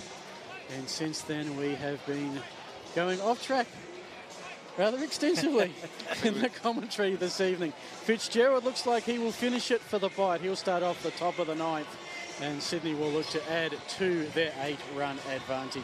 I think we've spent more time off track than we have on at this point. Well, some games you need to call, some games give you the liberty to be a bit more expansive. Well, it will be Michael Campbell, Zach Shepherd and Max Brennan. Just to give you some score updates, earlier today in 11, Auckland beat Melbourne 2-1. In Geelong, Korea tied it at 3-3 going into the 9th. Brisbane hit 4 runs. Brisbane won 7-3. And Canberra won the opener of their series 5-2. Top of the 5th in the late game in Altoona, and it is tied up. Auckland 3, Melbourne 3. Must-win match for Melbourne. And then there's us, top of the 9th. Here we go. Top of the 5th, that's interesting. They're moving through that game pretty quickly after the long first game. And that, I suspect, may be a 7-inning match. No confirmation, right? But it was a double-header, and usually we've experienced ourselves, if the first game goes long, the second game goes short. Surely does. It's 0-1 to Campbell. As Fitzgerald still throwing with some good velocity, still matching 85 on the gun. Campbell tonight, fly out to left field, single to centre, which I'm pretty sure just about every single Blue Sox hitter has a single to centre tonight. Strikeout and then a 4-6-3 double play. You don't want me to check that, do you? No, not tonight. Not this late in the game, Phil. You can sit back and enjoy. I hope that Bite fan wasn't biting his nails. No, I think he just... I'd hate to see him in a close game. Well, there have been 5 singles to centre in this game. There's been plenty everywhere else too. If you add just hits in general, you can see 15 at the moment for the Blue Sox. It's currently Campbell working with a 3-1 count. Make it a full count as he fouls one over into the softball field. And you can see the one thing with Fitzgerald here, he's at 85, 86 mile an hour, young arm, skinny body. He gets bigger, he gets stronger. That 85, 86 starts to creep up. He can pick up 3 to potentially 4. Well, lining it into left field is Campbell. Just going to casually round first base and add a 16th hit for the Sydney Blue Sox tonight. Because, of course, what they taught me at Scorers School during the pre-season was where the hit goes isn't necessarily where the hit goes. It's the fielder that picks it up. That's right. That's exactly right. So that could have been a hit to centre or a hit to left, depending on who picked it up. And they almost raffled it. We almost had another one. But as a, from a managerial or a scouting, coaching point of view, that's you do the opposite. You where it's hit on the spray chart. That one, right over second. Well, go all the way to the fence. Campbell going to be waved around. Shepherd going to go all the way to third. Whoa. Sydney adds another run. And a triple to Zach Shepherd. Now, did you see the difference on that? That ball was driven hard and flat. Nothing goes up in the air. Nothing goes up in the air in that. And that's how many times have we said that weak fly ball that we've seen all night just keeps going up, going up. Here we go, Shepherd drives that ball hard. And we can list them off all night, have driven that ball hard. We do see this is a ballpark made for triples in the foul pole corners. Yes. I can't recall seeing a triple hit, unless a fielding error, to that part of the field. 2 things. Speed, and it was centimetre perfect. It was right in that alley. So both, and it was hit that hard that for both players to go to get that ball, that's a fair hike for them to go.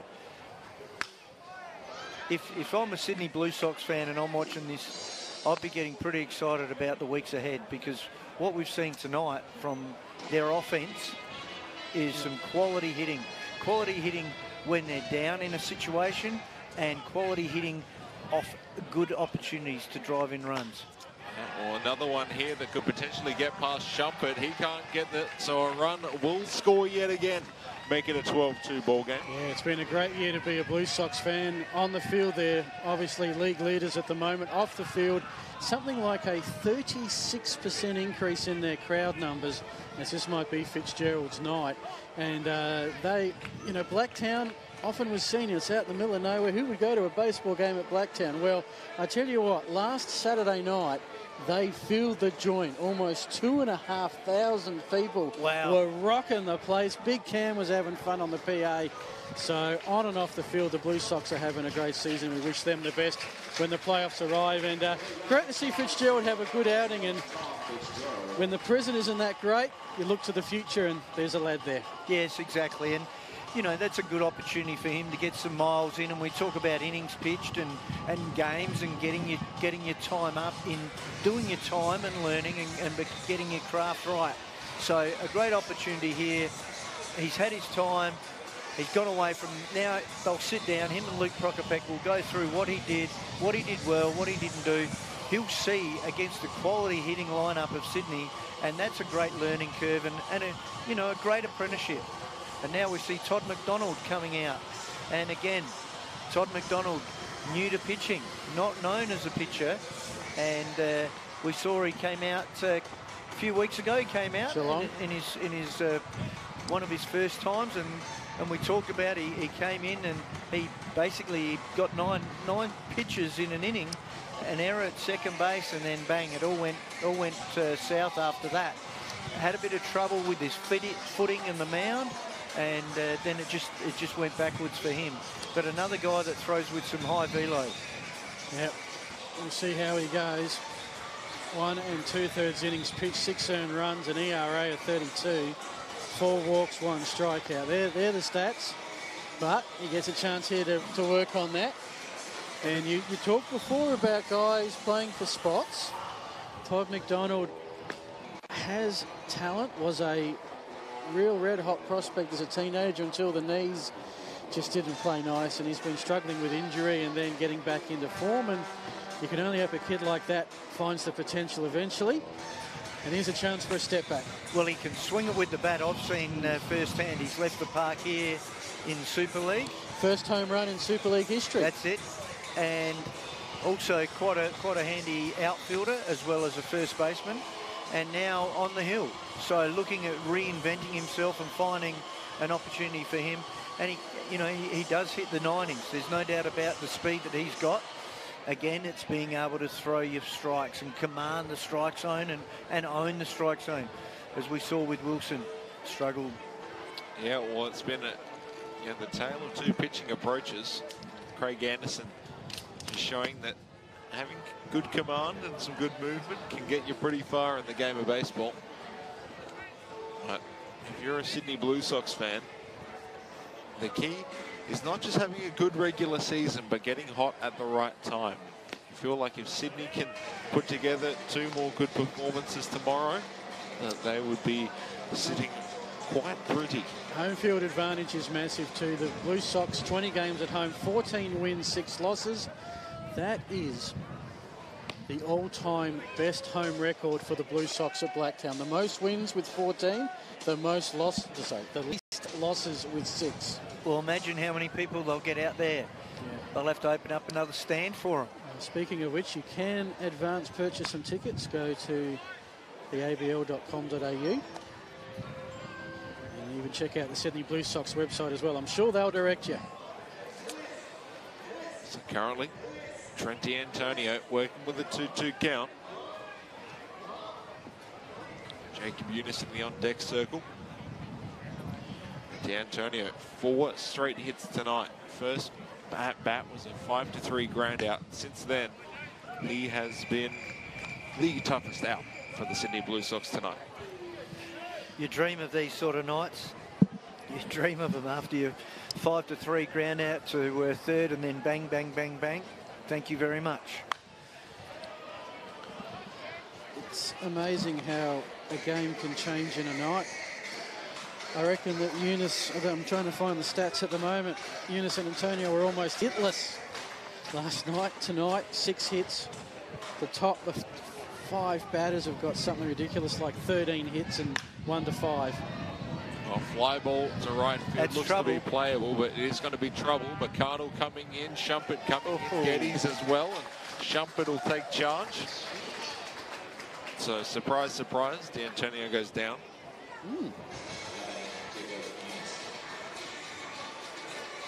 A night like tonight can really help boost those stats, as you say, at this time of year. Going 4 for 5, and you would like to have gone 5 for, but unfortunately, 4 for 6 for the night. Yeah, you've got to save some for tomorrow. That. Yeah.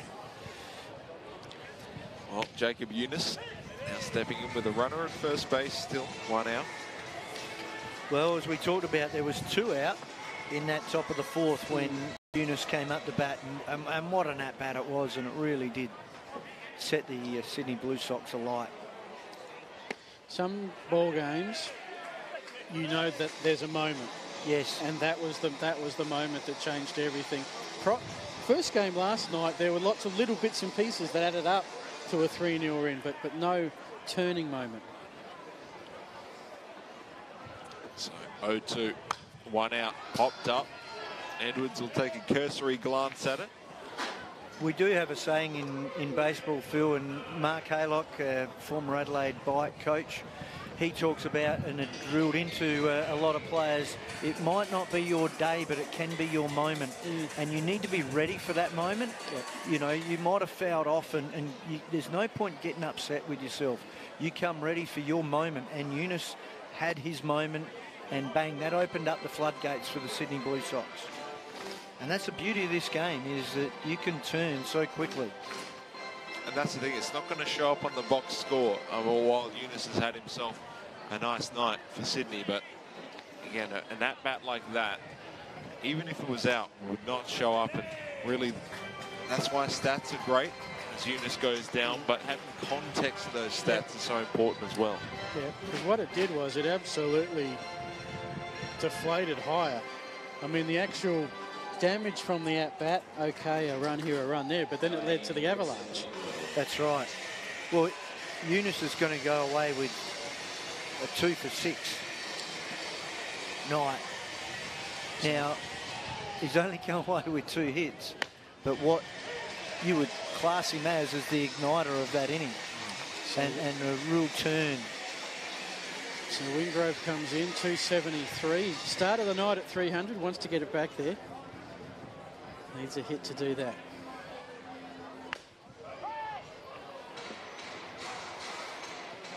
And McDonald is a strike away from getting through the inning without conceding a run. Searching for that put-away pitch. Can he find it? 2 out, gets the strikeout. And the crowd pretty happy with that one, as that will retire the Blue Sox. And I mean, for Todd McDonald, ends up throwing 14 pitches, 10 of them for strikes. So considering we talked about how he's had issues with his control, came in through strikes, good strikes as well. Very promising. Very promising to see. And the way he stood there and delivered those fastballs was very good. And he'd be very happy with that outing. And certainly one thing that you want to get some stuff out of this and get something out of each performance for each of these guys. And he would be, after that last outing, he'll go away from here bigger and better and stronger and feeling a lot more confident. Fitzgerald again, another good outing. He'd go away, learn from what he's done. So, you know, you're 10-2 down, you take away some confidence from there. Well, I just want to point out, if you'll point your attention towards the mound. Wow. We still have Craig Anderson, who is currently 110 pitches into this ball game. Why not? As he will look to close it out. Yeah. Why not? Well, the only negative of this is you're coming into playoff time and you want him to be fit and healthy. Obviously, they're all under control with this. Tony Harris is saying his first rodeo. He's been around a long time. Craig Anderson, the same thing. The two of them have been in this game for a long time. They know what they're doing, and obviously they want to enjoy this moment and let him throw the whole game. So keep him a long leash, they would say, and let him enjoy. Well, he's thrown, what did we talk about, 1,800 and something innings. What's one more? And I'll just see if I can find out what his stats are on complete games. Something I don't think I've seen in a 9-inning contest. We don't see too many pitchers go the 9, do we? No, generally, as I said, with a lot of the imports that are coming in, you're dealing with pitch counts and instructions from the major team. And when you got young kids, you don't want to push them too hard. Is Chen going to ground the ball to first? And that will be Wingrove taking it over for the first out. We've got 2 outs left on our broadcast this year. Very quickly, gentlemen, I'll give you a little bit of time to think of it, but your on-field highlight this year, mine, the Sunday game against Geelong Korea, we had Nick Shumpert 6 RBIs in 1 inning with his mum watching. That's not quite a Tarzan moment, but was pretty special. And just for Craig Anderson, he is going for his 8th career complete game. First this season.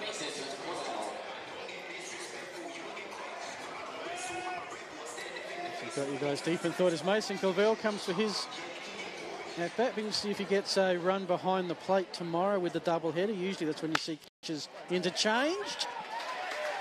And there you go. Hey, good on you, Mason. Mason's on base. And an interesting post that's come through that this will be Craig's last outing.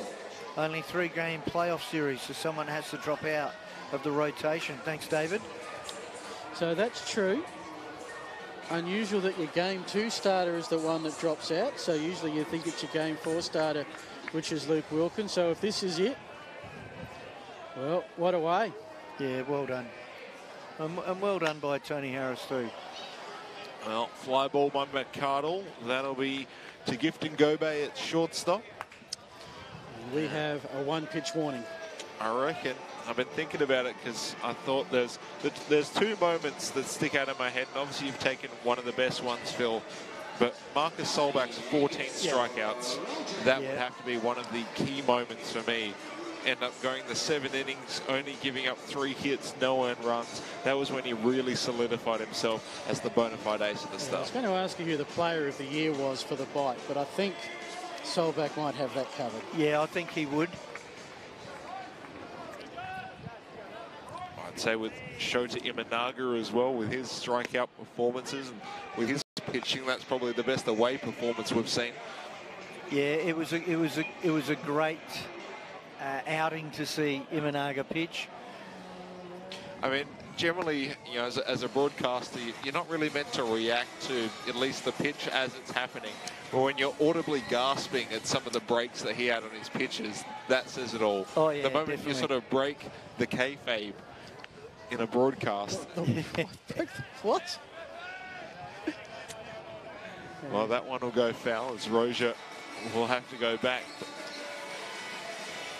I think one of the highlights I saw and was happy to see happen was Matt Hutchings with his outing.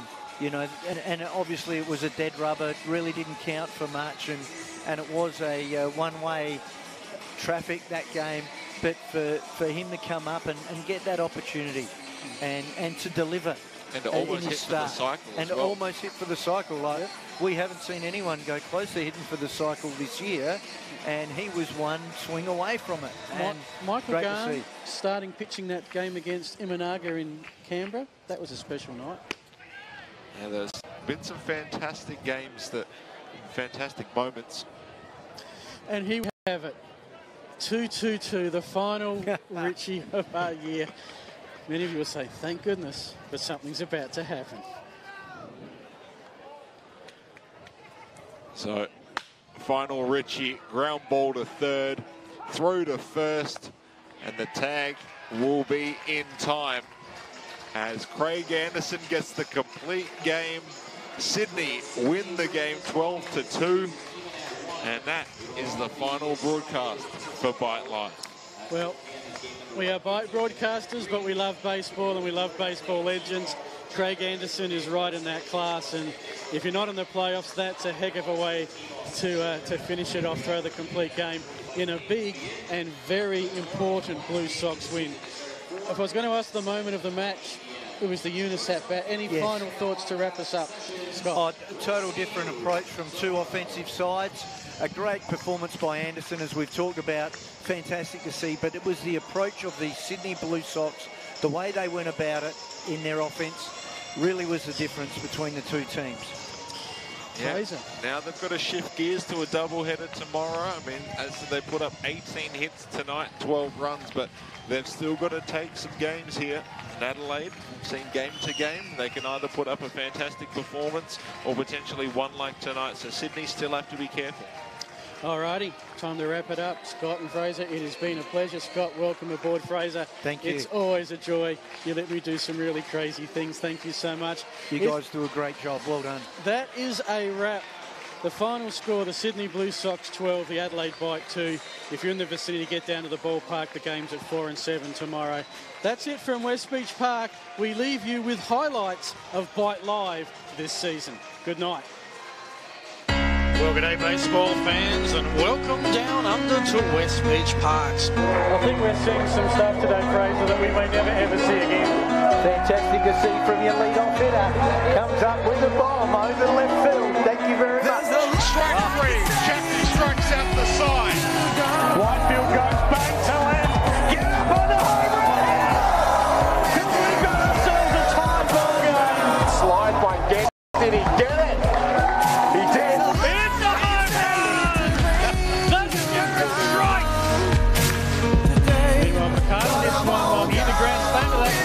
Could it be two? It is!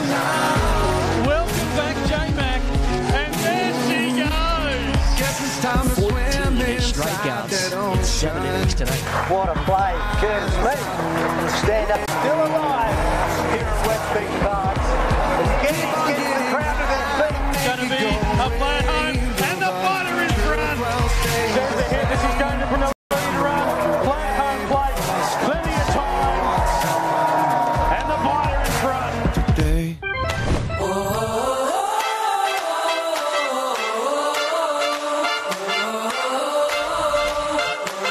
Hi everyone and welcome to the Crow Show, brought to you by Foodland. Hello everyone and welcome to another episode of Footy Plus.